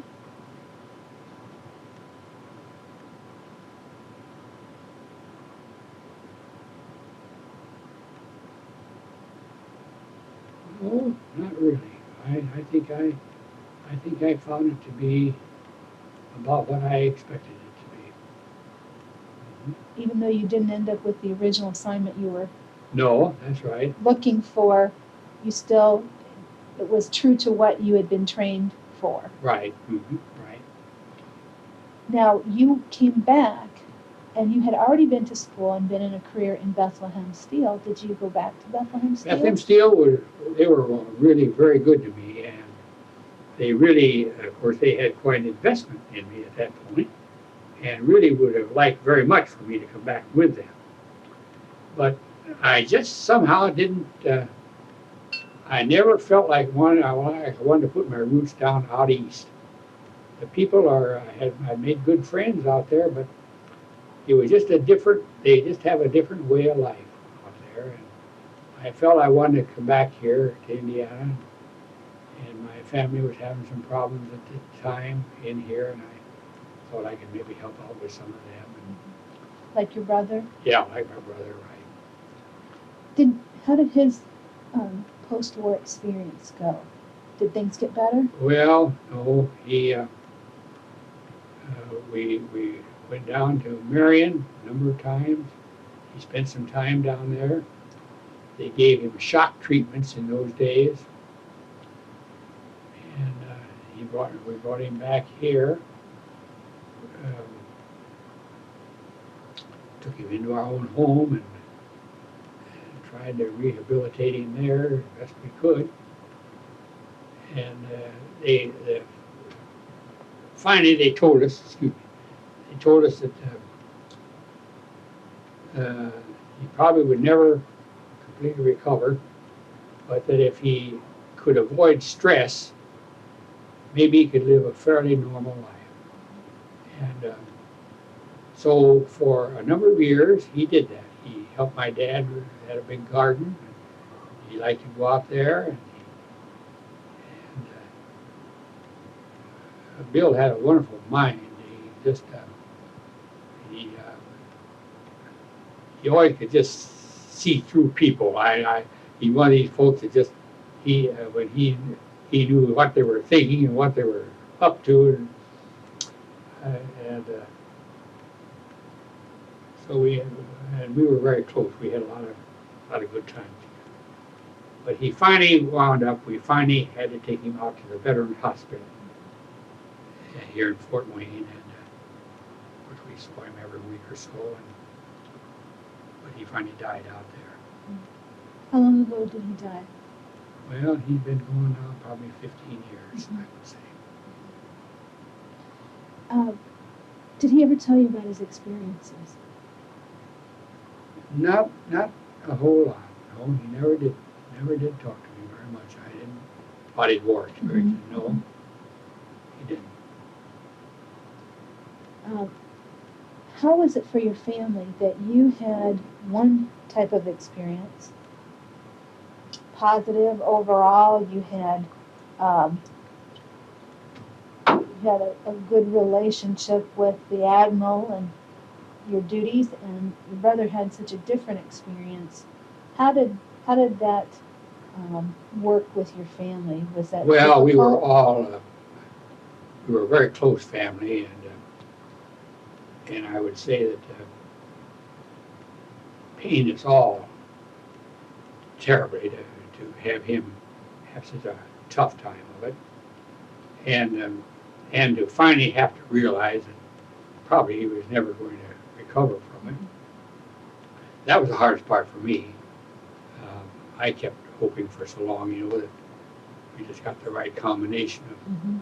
therapy and help. But I think today, they may have some medications that would help him, but they didn't have it then. Mhm. And Do you think your folks were at all angry at what the war did to your brother?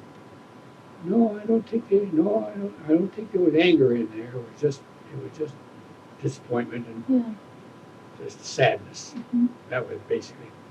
No, I think the war itself is.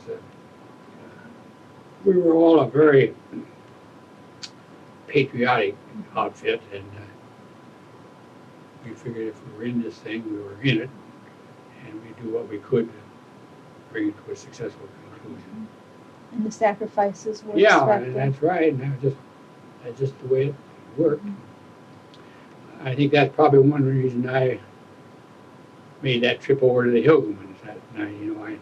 I realized that even me, Vera had lost her husband in the war, and I know my feelings at the time were I just felt extremely grateful that I had been fortunate to come out without any Mhm.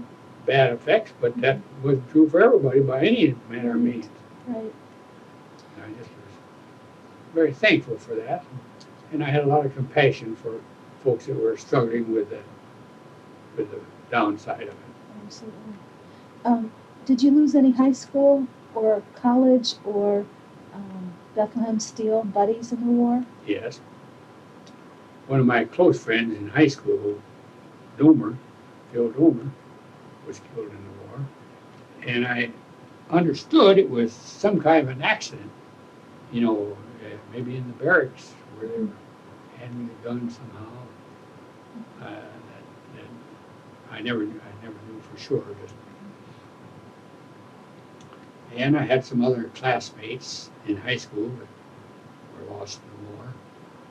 Any other relatives that were affected? Either came back injured or Um,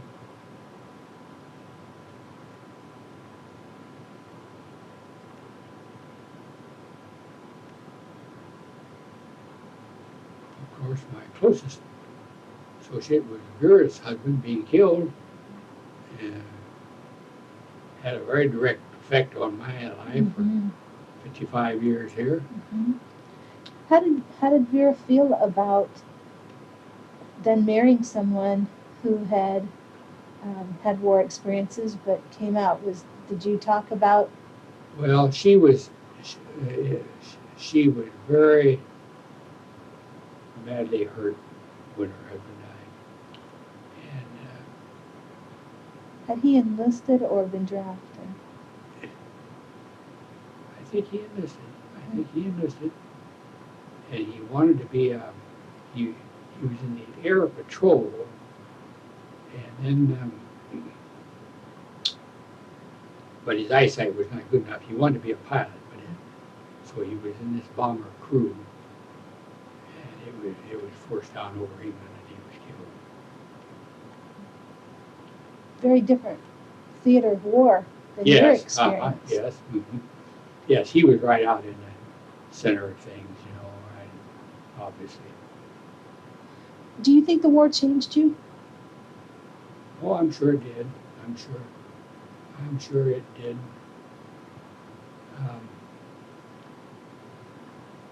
One of the really hard decisions I had was when I came back and to not go back to Bethlehem Steel.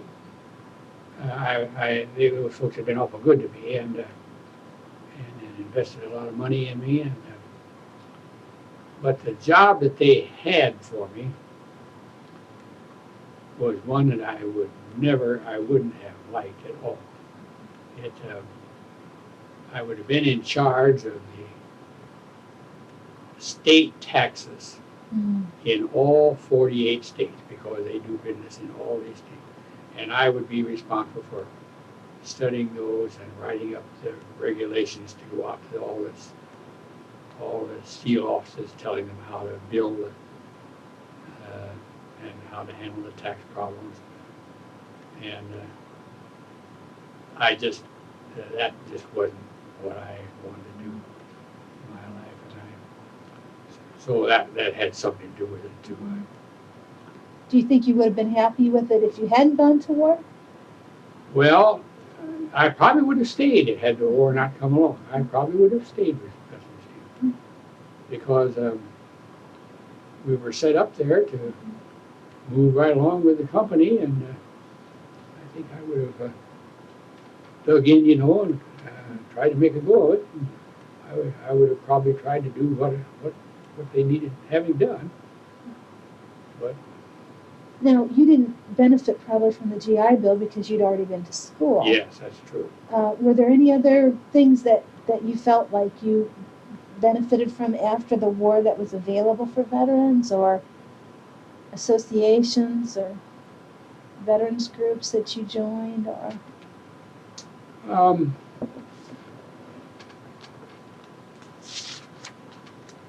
After the war, for maybe 10 years, I was in the Naval Reserve. We had a Naval Reserve unit here at Fort Wayne, and that met like once a week, and it paid something, for attending those meetings, and during those 10 years, we had to take like a 2-week cruise, or we had for a couple of weeks we had to go more or less on active duty to keep our abilities honed. And then they got to talking about they were going to insist that we take this 2 weeks at a certain time of the year. And I was in the accounting business, and if that was coming during the busy season, that was not going to work. And so I finally resigned and left the Naval Reserve. I think I've been in about 10 or 12 years. If I'd stayed in like 20 years, I would have had a retirement. And that would have been very beneficial. But I didn't do that. Did you ever think about making the Navy a career? Well, when I got ready to retire from the Navy, they offered me an advanced rank from lieutenant to lieutenant commander. That's 2.5 stripes instead of 2 stripes, if I would stay in. But I was ready to get out. I really didn't want to. I really didn't want to make the Navy my career. I never felt like that was the field I wanted to be in. Did you meet people while you were in the service that you connected with and wanted to stay in touch with?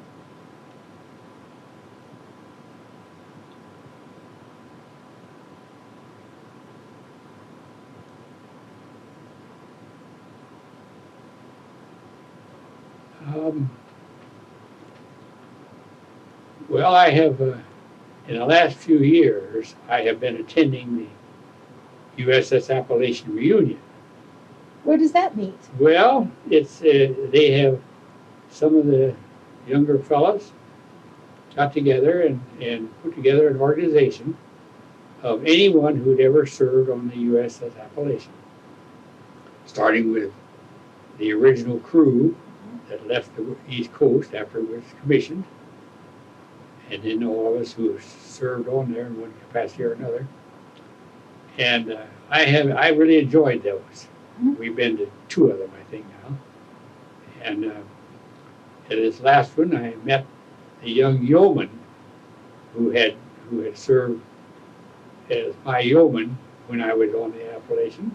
Of course, he's now an old man. But I enjoyed that. And Where did the meetings take place? Well, they go all over the country. Uh-huh. The last one was up in Chicago. Uh-huh. And Great. had the pleasure up there the last day. I have a granddaughter who's one of Carol's, her youngest daughter, you might know, Michelle. And she's in the theater up there. So I had her come out at our breakfast meeting the last day of our convention. And so she had breakfast with, and then she brought me back down to town. In fact, I think she brought me part way home. That's nice. Is there anything that you think your military experience influenced your thinking about war or about the military in general?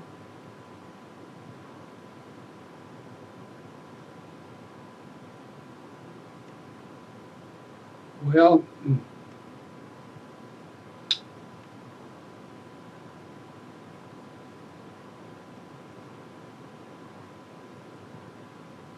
I think after the war, we have been to we've been to Europe several times. We've done quite a bit of traveling, and we've been to Auschwitz, some of the death camps, you know, Auschwitz, yes. Auschwitz, and I think those things had a bigger effect on me than my own war experience. I just I abhor war, and would love it if we could learn to live together without having to have it. Because this last week, my wife and I attended an elder hospital on the East Coast, and we were studying three things. It was the Ireland after the famine, the years after the famine, and Scotland, and then the music of the British Isles. And one of the programs, some fella came in and brought us the arms of old Scotland. And he was a great big fella, also big black beard. And he had clubs like this long with a ball on the end of it with big spikes on the end, and you've seen those things. And he told how they use them, how foot soldiers would use them, and how horsemen would use them, you know. And I could just imagine out there on a battlefield back in those days what a horrendous thing that would be. So anyhow, I just, my feeling is that if we could figure some way out to do away with it, that would be great. That suit me just fine. Did you feel that the stories that came back to you on the ship about the Japanese, did you feel that, were you concerned about the way they did warfare? Well, yes, I was.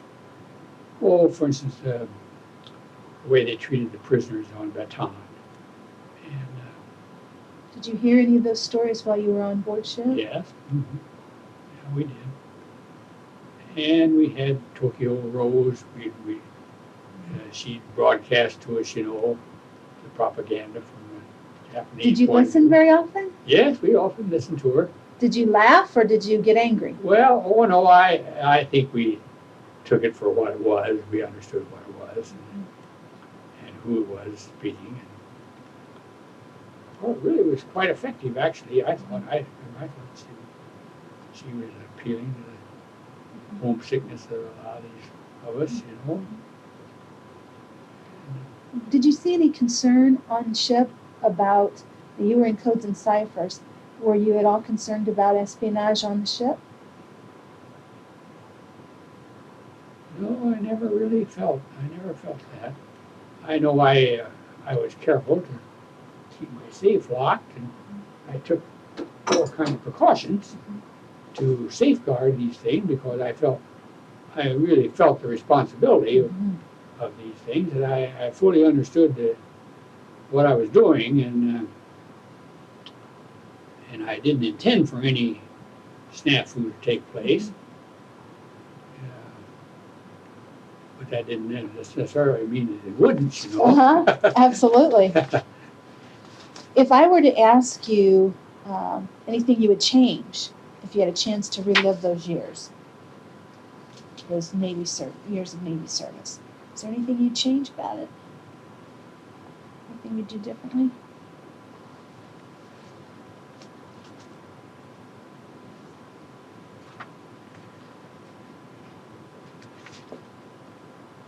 No, I don't think of anything much I would change. I was doing what I thought I needed to do, and I did it. I did the best of my ability, and I think I'd do the same thing again. And it was enjoyable enough work that it made the time pass? Yes, time moved right along, and I would say this. I think I really appreciated the assignment that I had, because what I did have, I felt I was very capable of handling it, and did handle it, and fortunately I didn't have any bad effects from it. And had I been put, in, for instance, in charge of maneuvering the ship certain times, and some of my of the young men who were in my classes, wound up being the steersman on board ship. Well, that would worry the life out of me, because I didn't feel I was that capable, in real nautical terms. So I appreciated the spot I was in, and the training that I had for it. Were you thankful that you didn't have to go into combat personally? Yes, I appreciated that. Would you have been able to do it if you'd been asked? I don't know whether I would or not. I suppose I would have, but I wouldn't have liked it. Did you have any fellow soldiers, officers, Navy personnel that came back on ship and told you what they were dealing with after having been in combat? Or do you remember any stories that made you especially thankful that you were where you were, that you had the assignment you had?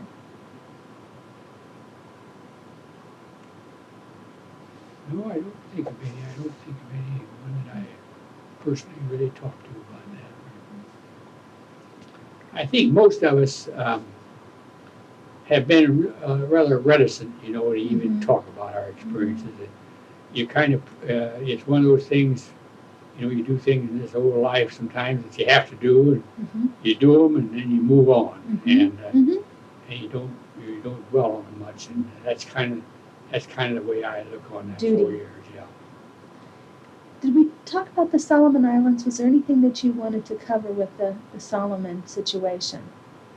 No, that mostly took place before I was in this service. Okay. They were at Guadalcanal, and I had one experience down there. One of my jobs as our registered publication officer for this admiral was to kind of serve as a issuing office when we were out 10,000 miles from the nearest issuing office. If some ship, if for some reason some of their codes are destroyed or compromised, they could come to me, and I would try to have enough of a supply, extra supply, that I could furnish them what they needed. And down there in the Solomon Islands, when we were down in that area at one time. I had an officer come aboard ship, and he needed some codes.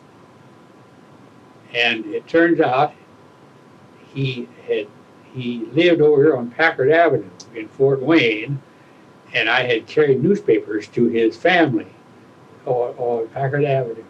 And way down there, and he told me about Iron Bottom Bay. He'd been down there for quite a while, there'd been so many ships sunk in those early days of the war that they called it the Iron Bottom Bay in the Solomon Islands. And he was right down there. It was Smith.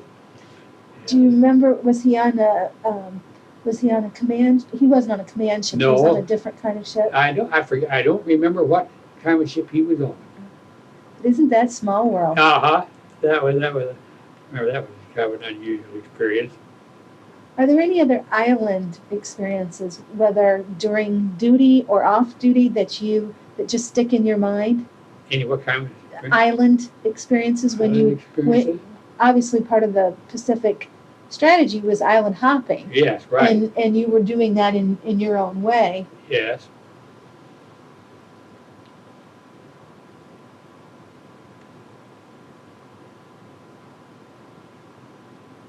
Well, I remember one of the stories that I remember particularly had to do with the Battle of Midway. Uh-huh. And the Japanese had decided to invade Midway. And at the time, we were decoding their codes and ciphers, Oh, so we could read their messages. But they used a code name for Midway, a separate code. So while they kept talking about the build-up that they were going to have, they were going to invade Midway, we didn't know for sure where it was mhm. and when it was going, exactly when it was going to be. So we had saved 4 big aircraft carriers from Pearl Harbor. They happened to just be out on maneuvers, Mhm. and so they weren't in there when the Pearl Harbor attack. So these 4 big carriers were about all we had. This was very early in the war. And so here this admiral at headquarters, they were breaking these messages, and they knew the Japanese were going to come in there and attack Midway. So, or at least they had figured out, they thought it was Midway from all that they had read and seen, but they weren't sure.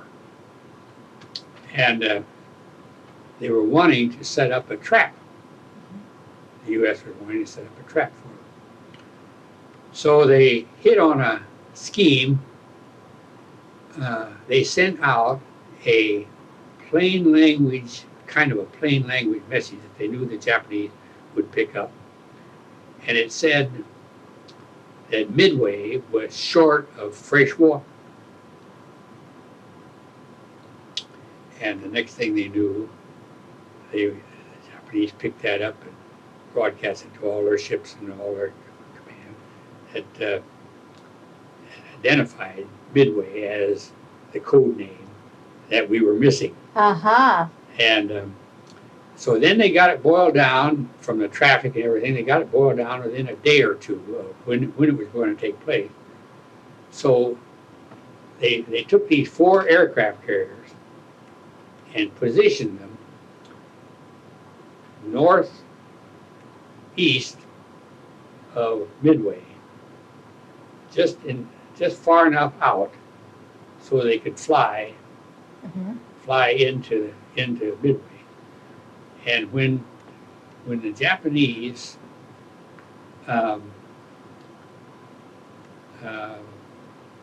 unloaded their first bombs on the island, and before the plane could come back and reload, so they were vulnerable at that particular time, our U.S. admiral planned his attack, and they sank about 4 of those big Japanese carriers up there on that Battle of Midway, and it changed the whole course of the war, actually. Midway was key. Yeah, it was really key. So it was and it largely hinged on a small group of code breakers in our group. That didn't come into your training at all, did it? Hearing those stories? No, that I've gotten since. Mhm. Do you remember stories they told you during your training at Harvard?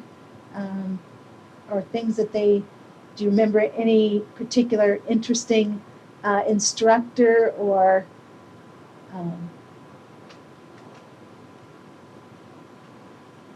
what was it?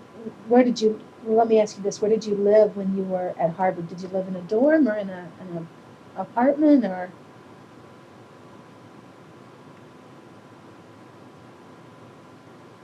I think we lived in regular college dorms. College dorms. I kind of think that's Uh-huh. what we did. We were kind of like college students. And you went to class? And went to class, and they had these different classes in various kinds of communication and the mechanics of the radio and that type of thing. Mhm. Did you have to go through basic training at all? No. So you went right from enlisting in Philadelphia, well, essentially, then to training at Harvard. We were mostly, actually, they were mostly professional people. Right. They were either lawyers or accountants, Uh-huh. engineers, Uh-huh. that type of And you person. were officers. And so. we were officers, and we'd all been through basically 4 years of college. Uh-huh. So that kind of gave you a nice shortcut. Yeah, right, kind of a shortcut, right. Well, thinking back on being on the ship and the time that you were with the Appalachian, I'm going to ask you some sensory memories that you might have. What sounds can you remember? What things do you? On the Appalachian, Uh-huh. well, I can remember the swish of the ship as it made its way through the sea, Uh-huh. as it would swish against the sides of the ship. I remember those.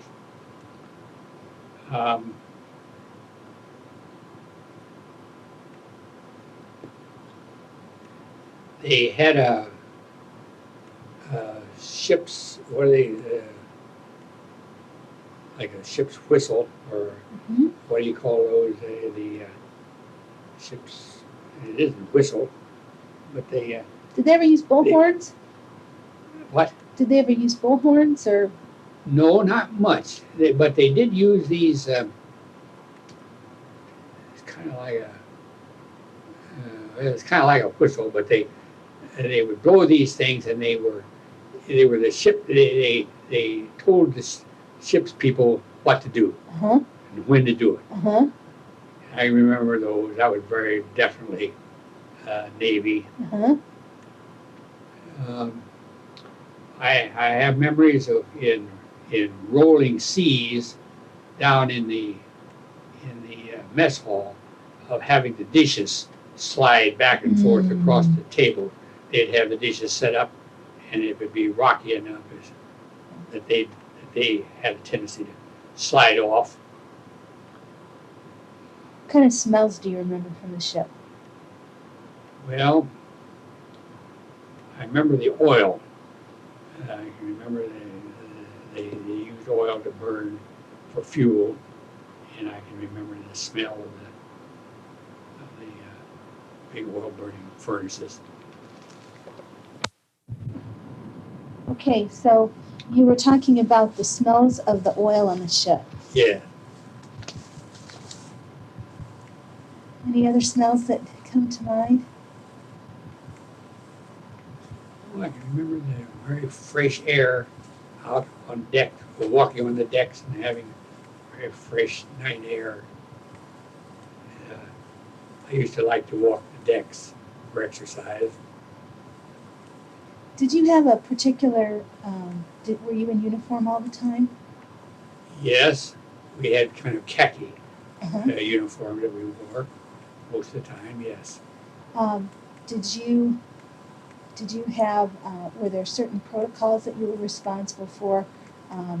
Etiquette isn't the right word, but all of the duties of saluting and any of the other service responsibilities of respect. Did they train you in all of those, or do you remember? Well, yes, they did train us in those, and we were expected to comply with those, and did. Mm-hmm. We tried to. We didn't always know what we were doing, but we did the best we could. Did anybody get in trouble for forgetting to do something like that? Well, let's see. What? Was the Admiral a stickler? Um,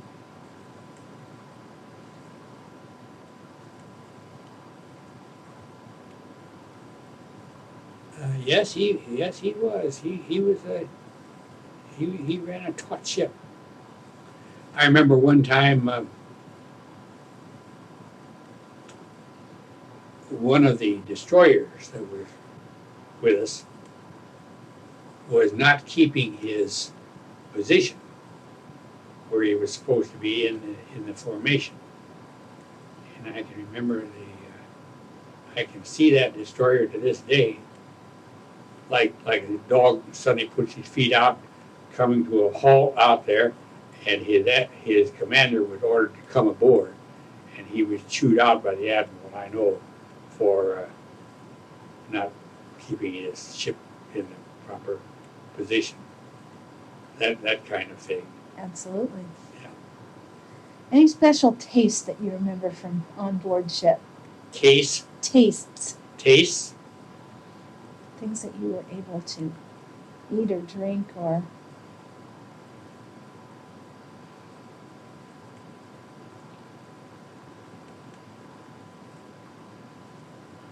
Well, I remember this. My buddy used to bring in canned fruit juices. I remember those, canned pineapple juice, which was typical out in that country. And Spam. We had a lot of Spam. Always liked Spam. Did you? Uh-huh. And You said the food on ship was good. yes, the food was good. Yes, the food was good. Did you get special fruits or anything from the islands that you visited, do you think? Yes, I think whenever they could, when they were getting close, they would try to get fresh things. Did you develop any, other than Spam, did you develop any other tastes while you were in the service? New foods you liked or decided you didn't like? Well, I remember macadamia nuts as an example. Mhm. They were made available to us out there because they came from the Hawaiian Islands. And I remember we had a lot of mutton that came from Hawaii, came from Australia, New Really? Zealand.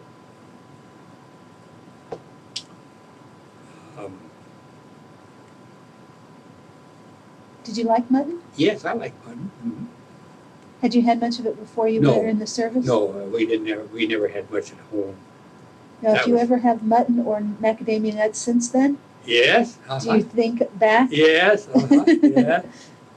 My wife, she's her mother used to have a leg of mutton for a special occasion for her. She particularly liked it. So every so often we have a nice mutton dinner. Any particular pictures in your mind, sights or colors from the ship that just always, whenever you think of being on ship, that picture or those colors come into your Well, mind? the signaling flags. Mhm. The signaling flags, I remember those colors particularly.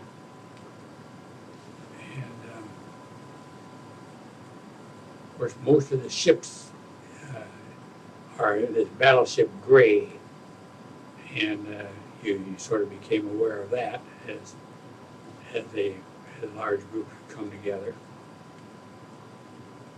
I think those are about the only things I really am a fan. How about textures or things that you, like the sheets that you had in your quarters or the towels that you had to use or the roughness of the decks or any specific textures you'd want us to know what it was like? Well, I think you were aware you were on a ship where it was built of steel, and you were aware that you were living in a steel house. Mm, That texture yes. very much.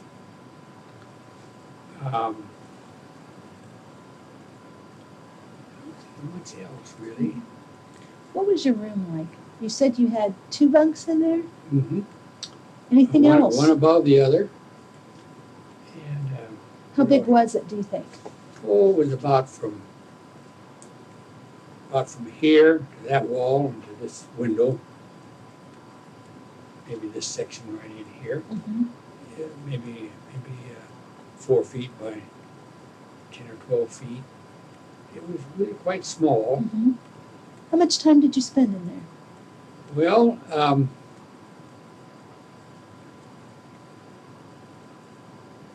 I found that if I were inclined to be seasick or nauseous, I could go in there and lie down on that bunk and kind of feel relieved. Mm-hmm. So I would do that. I can remember that. And Was there anything else in the room beside those 2 bunks? those 2 bunks, and I think we had a voice station, I think. Mm-hmm. It seemed to me we had to go down the hall to the John and For running water. for running water and for the showers and that sort of thing. I think we did. Quite sure we did. Where'd you put your clothes in? We had a kind of a locker. Mm-hmm. We didn't have many clothes. How'd you do did you send your laundry to the laundry, or did you have to do any of it yourself? Funny. I think we sent that all in, and they took care of that for us. I think it went down that one and came back clean. Mm-hmm. Were you in the top or the bottom bunk? Or did it vary? I think we kind of traded off. So, Do you like one better than the other? oh, not necessarily. No, Mhm. it never bothered me much. It didn't bother you one way or the other?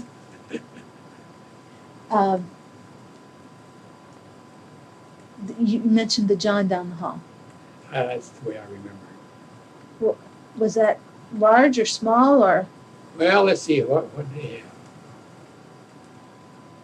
They had showers, I remember. We could go in and they were just kind of open showers. And I think we had kind of little closed-in places for going to the John. And urinal, I think, along the wall. Kind of Lots of sinks along the wall with mirrors? Sinks and mirrors, yeah, along one wall.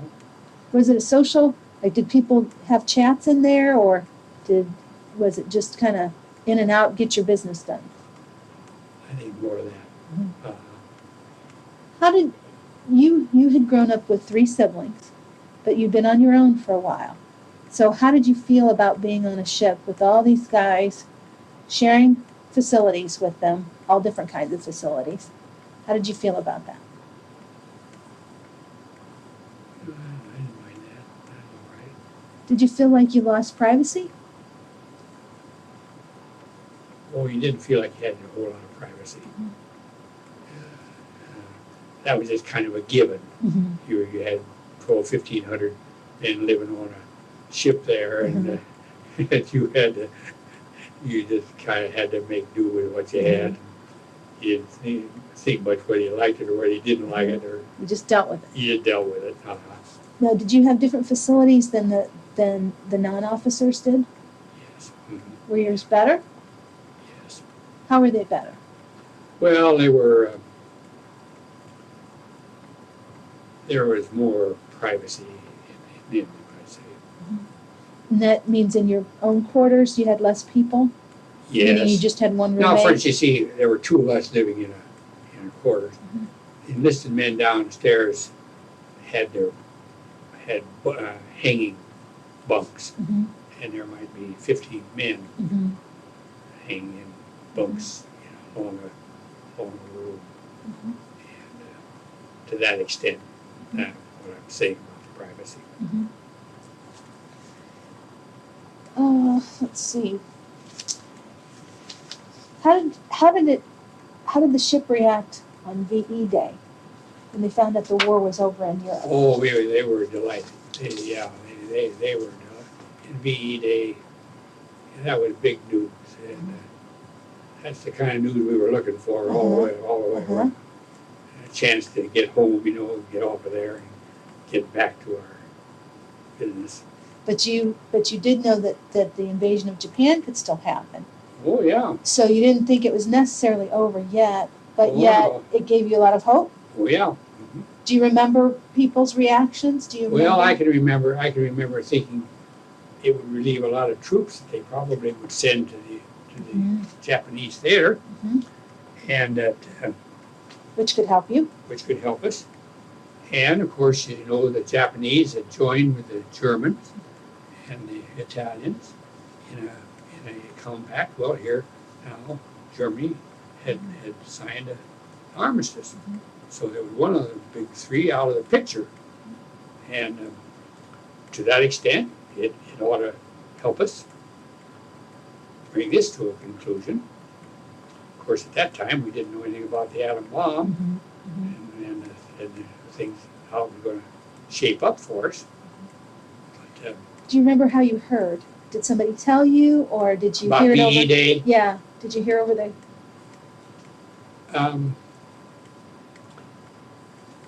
I think what they did, we had a ship's newspaper, Okay. and I think they published that, maybe a special edition. And that's probably how we learned about it. And right before that would have been FDR's death. Do you remember that? Did anyone react to that? I was getting a U.S. News and World Report magazine On ship. on ship. It was a condensed version, but they put out a special edition, and that's where I got most of my world news, and I probably would have gotten that about FDR. Is there anything else that you think that people of generations other than yours should really know about World War II that maybe wouldn't show up in a textbook, maybe wouldn't be said, that you would just want them not to miss? Well, I have often thought of what the world would be like had Germany and Japan and Italy won. And I never liked what I could think of. And I have felt that and I have always felt very strongly that the freedoms that we were battling for, they were real. And I wasn't in there just for a picnic. I was Yes. I really believed that what we were doing was important, and I didn't see any other way. I didn't see any other way of coping. How did you feel about the war since? How did you feel about Korea? Well, You wouldn't have been able to be No. drafted because you were past the time for that. that's right, I was, and so I never was subject to those wars, and Did you feel they were just wars? Korea, Vietnam, Persian Gulf. Did you feel okay about them, or did you have different views than you did about World War II? Pearl and I seem to get into this one over there in the Persian Gulf more than I did the other two for some reason. I don't know whether it was just that I don't know why, but I seemed to really follow it and seemed to understand what the issues were. Where the other two are kind of in the shadows. I didn't really get into them that much. What did you think about the Persian Gulf War? Well,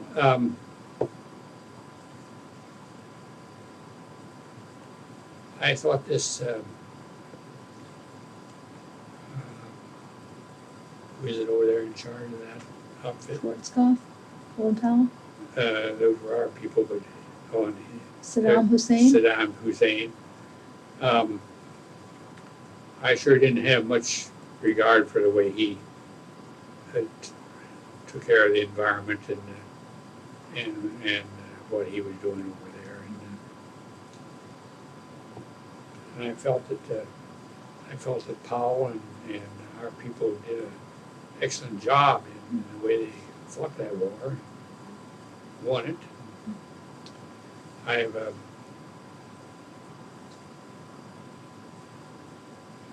wondered if the fact that they lopped off and didn't finish it off. Mhm. I know why they didn't. I Mhm. read why they didn't, Mhm. and they had their reasons. But by hindsight, it looks like maybe we should have done something different there. How did you feel on September 11th? Well, I was sort of bewildered at first. How'd you hear about it? I think it must have been on the television. I think Morning news. Morning news. Yes. I know I can remember struggling with trying to get a grasp of what was happening. And Me too. yeah, I didn't know, whether it was just local or whether there was more to it or whether this was just the first stage or what in the world was going on here. And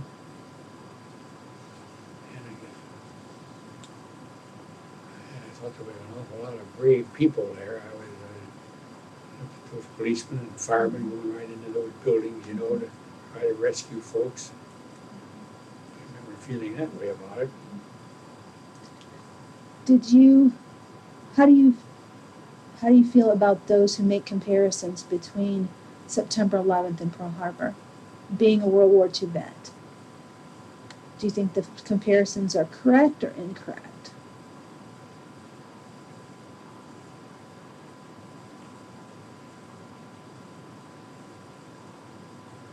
Well, I think Pearl Harbor was a nation premeditating a warlike act. This, I feel like, was more like a faction venting its anger on us. And I didn't feel like there was a country standing behind them that was ready to go to war with us. I was really kind of surprised at Bush's reaction. I mean, he just took a hold of it as if it was a war act and went right after him. And I think the American people have kind of backed him on his stand. But I was really kind of surprised at that myself. Do you think there would have been another approach that could have been taken? On September 11th? Probably not. There probably wasn't any other real, just to sit back and take it, I don't think that would have been any kind of a reaction. And I just heard yesterday, I think, it was our Secretary of Defense who was saying that they felt that maybe by this strong reaction that we have taken may well have thwarted some further terrorist attacks since September 11th. We don't know that, but they were just conjecturing that. Well, is there anything we haven't covered that you would like to cover, especially for your family, for your grandkids, for your future generations? Anything else that you want to be sure to talk about? I don't know whether I talked to you too much about my trip over there to Hildeman's. I really went over there to see her dad, but Now this is your wife Vera's family, yes, the Hildermans, the Hildeman. and she had lost her husband. She lost her husband in World War II, and our families had been friends for a long time. And I guess I was home on leave, and I was just thinking, you know, well, how fortunate I had been, and here was a family had been devastated by the same war, and I just felt I wanted to go over and just sit down with them and talk to them a little, and which I did, and I came home and I told my mother, I told her that I could marry that gal and adopt her little three-year-old, and that was kind of I think I was 29 when I went in the service, so I was about 33, 34 years old, so I had been around the block a few times in all those years, you know, and a lot of different girls. And but I don't know, here she was home, making a home there and taking care of her little girl and making the most of a bad situation. And I just everything about it just made a lot of sense for me. I often thought, I'm sure every married couple feels this way, they don't really know the person until after they're married, you know. And I didn't realize that we were fortunate that we just had a lot of things in common that we love to do, gardening and hiking and travel and just a lot of things that you don't know at the time. So it was about at that time she was still in shock on this whole thing and needed some time, and I realized that. So I kind of pulled away for 6 months, and when I came back after I was out of the service, I renewed our acquaintance. We were married 47, I guess, in May of 47. Been married it's our 55th year. It's wonderful. Yeah, Congratulations. and here's and Carol now. She couldn't have been a more devoted daughter. She just Absolutely. and we had 2 other children. She has 3 children. Carol has 3 children. I don't know whether you've ever known any of them, but they're wonderful kids. I remember when the grandchild was born. The Carol's grandchild was born. her little child, great grandchild. The first. We were very close to all those grandchildren and great grandchildren. So it's been a very happy marriage. We've been very, very happy together. What do you attribute your happy marriage to? Well,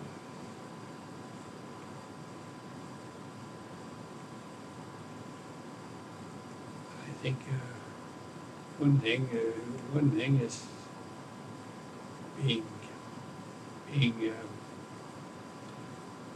having interests, having a group of interests that you enjoy, really enjoy together. And then I think the other thing is an ability to think of the other's needs and pleasures and work and trying to handle them, work with. I think that's most important. Do you think your generation had some character qualities that were especially good for building families? Yes, I do. What would they have been? Or what are they? Well, I think one thing they're honest. And they try to do the right thing. And not that the others don't, but this was pretty strongly ingrained in all of us. And I think I went all through the Scouts, for instance. Mm-hmm. And that whole girl was in the Girl Scouts and had a Girl Scout troop for the girls. And you know those things that they taught us in those, they stand you in good stead.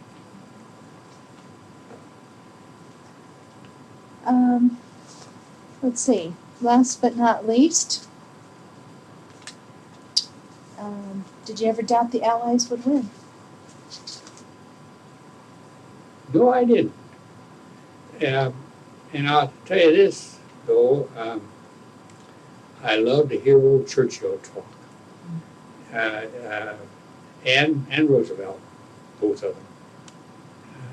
We had some wonderful leaders in those days. We were very fortunate. We had these men, they're men and women, that led our country and had the foresight to just reach out and see the big picture and take on what seemed insurmountable odds at the time. And, You mentioned visiting Auschwitz. How much did you hear when you were on ship during those years about what was happening in the European theater, meaning toward the Jews? really not too much. We really, during the war, we really didn't get too much of that. Mm-hmm. Would you have believed it if you'd heard it? Well, I don't know whether I would have or not, I guess. Is it just too unbelievable almost? Almost unbelievable, yes. Is that how you felt when you saw the place? Well, when I saw the place and saw some of the things that they did, they had one set up there where you would stand a man up at the side of a room, and supposedly they were measuring him. That was what they were supposed to be doing. They would sit there to measure his height. They had a gun at the back of his head, and they would shoot him right there in that. Just things like that, just so terrible. It just, and that was just amazing. And you could actually see the place, and you went through the memoir things that they had been left. But you had a small group of people who were in control of that. We've had some experiences since then. Her people came from Germany, Mm-hmm. so we've been to, I think it's 3 reunions over there, and they've treated us royally. And I know one of the families, he's a banker now, and they've spent a lot of time and effort since the war sending packages to Jewish people and working to try to make amends for the things that the German nation did during the war. Anything else that we should cover to make our discussion complete? All right. Well, I think I've covered most of the war years. Any of the other invasions that you were concerned that we address? There was you talked about the Marshalls, you talked about Guam, the 2 Philippines. Anything else that and the potential invasion of Japan? Those were the only ones I was in. Mm-hmm. Any particularly sad or funny memories that you want to make sure we cover? Well, we had, when they, I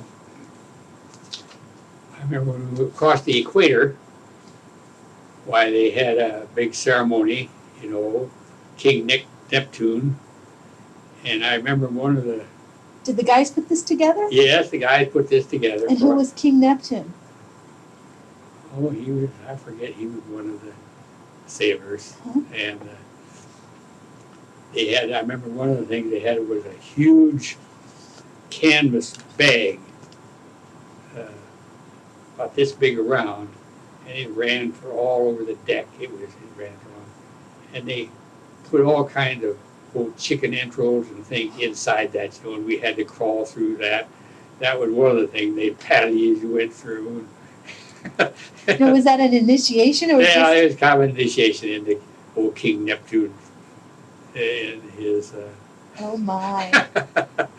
So it was a prank. Oh yeah, it was a prank. It was a big prank. And Was that early on? Or you said that was when they crossed when you crossed the equator? equator, yes. That Okay. was, you were the first time that you crossed the equator, where you had to go through this ceremony. Had to kiss old Neptune's toes, I think, was part of it, and they patted you all the way through. Oh my. Yeah. You made it through, huh? Yeah, we made it through. Any other pranks you can remember being pulled on board ship? Well, let's see. As I remember, it was pretty businesslike Most of the time. Uh-huh. Mhm. Well, they were, well, yeah, for one thing, you know, you were always subject to a torpedo attack. So you never knew when you were really safe. Hmm. And Meaning regardless of how many ships were around yeah, you. regardless of how many ships were around you, there was always the possibility, you know, that you could be hit. And because it was nothing was ever foolproof. And,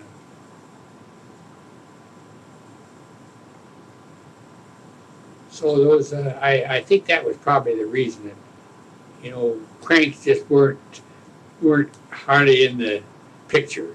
That you weren't thinking along those lines too much. You were in the Pacific. Do you remember it being very hot and uncomfortable? Well, I can remember particularly in being down in the South and West Pacific, being in the rainstorms. Mm. And every day you get a rain would come up, you know, down in that monsoon area. New Guinea area, perhaps? In New Guinea, yes, New Guinea. Do you remember when you mentioned your Jeep trip to go to MacArthur's headquarters? What did it look like? Was it real rough, or were there roads, or how rustic was it? It was real jungle, Mhm. all grown up, and this was just kind of a little mud road, as I remember, sort of a little mud road, about room enough for a Jeep. It had been cut through there, and it obviously was a road. But Were you ever concerned about being bit when you were in New Guinea by bugs, or did you have to have shots for all those things? we were given malaria shots. Yes, we were kept with shots all through that area. Did you have any people that you knew that came down with some more With, Pacific kind of disabilities. illnesses? No, not other than just normal problems that would wind up in sick bay, you know. They go up in the sick bay, diarrhea or something. Any mishaps, like friendly accidents on board that caused any injuries? We had one, I had one experience. Fortunately, no one was hurt, but they recognized that we naval officers had almost no training with Mhm. firearms, small arms. So they decided to have the captain of our Marine contingent to come down in the boardroom, down in the mess hall, and give us a demonstration of his sidearm. At least they didn't have that much. So there were about a dozen of us wound up down there in a small room. It wasn't much bigger than from about here to the wall. Mhm. At a table. And this young officer, he'd be thoroughly trained in his gun, you know, and he would take it apart and lay the parts out here, and he'd put shells in here, and he'd take them apart. And he had a habit, he'd hold it up like this, Up to the air. Up to the air. Yeah. toward the ceiling, and pull the trigger, and it'd snap, you know, he'd have the bullets all laying on the floor. Well, as he was working on this thing, he got confused, I guess, and he put a live shell in that thing, and he pulls up here and pulls the trigger, and that bullet ricocheted off the ceiling, over to the side and down and around, and finally came to rest over on the floor. And that poor lieutenant, the blood just went up his cheek just like this, clear to his forehead. He was just mortified. I bet he And was. of course, he was the expert, and to have that happen down there with his demonstration. But fortunately, it didn't hit anybody, and it just, just no one was hurt. And so that came to a conclusion. But that happened on a board ship there one day. That one day. Well, any misconceptions about the war, do you think? Anything people think it would be like on a ship and it really isn't like that? Or that was like in the Pacific and it really wasn't like that? I don't know that I had any misconceptions, really, where things turned out to be, very different than what I thought they would be. I found I was longing to be off of it. Yes. I was longing to get finished and to get home. And I can remember having this effect from it. I came back, and when I decided to come back to Fort Wayne to live, I went down and applied at one of the big accounting firms here, Mr. Yes. Sanford. And he didn't have anything at the time, but he sent me up to Chicago. He had some friends. He had been with Ernst & Ernst before he founded his own firm down here. And he sent me to see a friend of his in Chicago at Ernst & Ernst, one of the big accounting firms up there. And they interviewed me, and they had a real good job. It was in their management services department. And it was a job where you would go out on a job maybe for 6 months at a factory and help turn them around to a profitable position, guide them in changes that they should make. It was that kind of work. But it meant you were traveling all over the country, and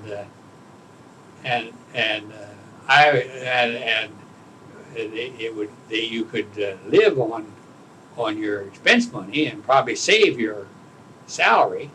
So everything about it was good as far as jobs go. But this idea of traveling and being away was the last thing I wanted to hear at that point. And I was just in something where I could settle down, be in one place. I'd travel all I wanted for the time being.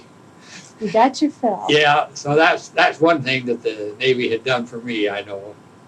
Definitely. That definitely had changed my feelings on things. Well, great. Well, one last chance. Anything else? Well, I just don't think of anything else that... Anything the textbook should be sure to put in there about World War II? Well, I feel like we should stay good citizens, stay alert to what's going on, and protect your vote, use your vote to express yourself, and